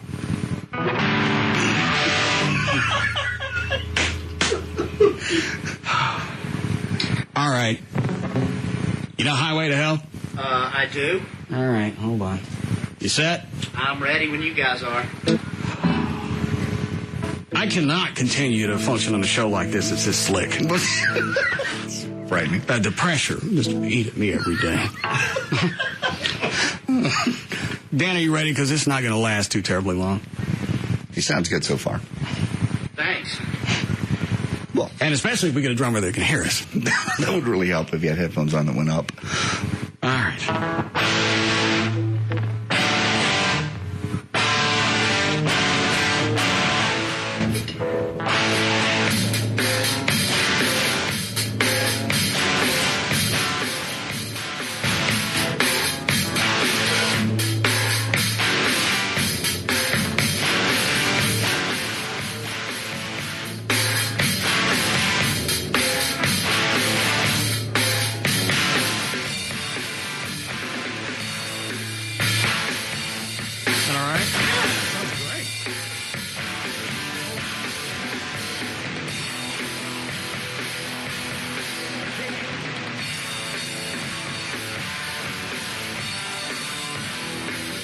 would. But he did great. He did okay. He did great. Admit it. I did something right. Just admit it one time. The guitarist is a little weak. I can't help that. I brought in a drummer, and he did great. All right, we'll try this after the show. All right. But just admit I did something good. I'll let him in, and he's great. Just because you open the door doesn't mean you get credit. I get credit because I brought him in. Just say I did something good. Is it going to kill you? Yes, it would. You ready to go, Dan? Yeah. What's the matter? I'm just waiting to see if he's going to kill us before or after the show's over. The drummer? Yeah. Kill us. He's very good at what all he said he's a drummer, and he is. He's, clearly. People that drum can kill people. There's no way he could have been a mass murderer. He had that nice drum set with the cymbals. He did very well. He did what he said. They cut their heads off with a Silgen. Silgen. What is it? Sinjin. Shut up. Let's go down. For more information. Thank God this happened during Likas. For more information on the Tom Likas Show, the Russ Martin Show, including pictures, videos, and more, go to russmartin.com. To answer any questions you may have about the show, go to russmartin.info. Hold on a second. Claude, Chuck, did you have a closer you wanted to play? Because you had that dejected look. I'll be happy to play. Okay. All right. I've been sitting back here anymore. I practice these things on program, and I sit back here with my old man's finger in my old man's ass. Don't feel nothing. It's nothing but net.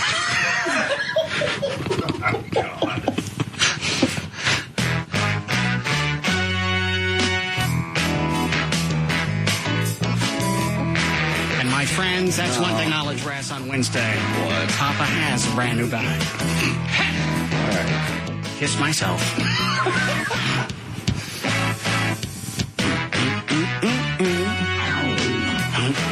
Quit it. Go ahead. All right. To email the show and during the show only, send that to studio@russmartin.com. Other show websites, johndavidryan.com, danO'Malley.com, djclo.net, treytrenholm.com, and, of course, for Chuck the band manager, chuckweek.com. Russ gets his guitars and band equipment from the Guitar Center. Their website, guitarcenter.com. The official liquor store of the Russ Martin Show is Majestic Fine Wine and Spirits. Their website, majesticliquors.com. And the official airline of the show is Southwest Airlines. Their website, southwest.com. Who's talking about James Brown drop? Look up, you were going. And the official site for Live 105.3 is live1053.com. And that's what we'll get in the White House, my friends, is a nice hot tub. No. Is it hot in the hot tub? We don't want that. Quit it. All right. See you tomorrow. See you tomorrow.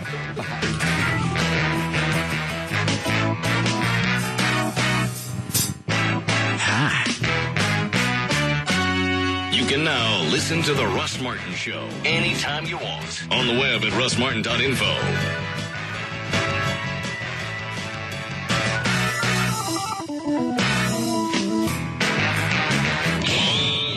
Russ Martin Show.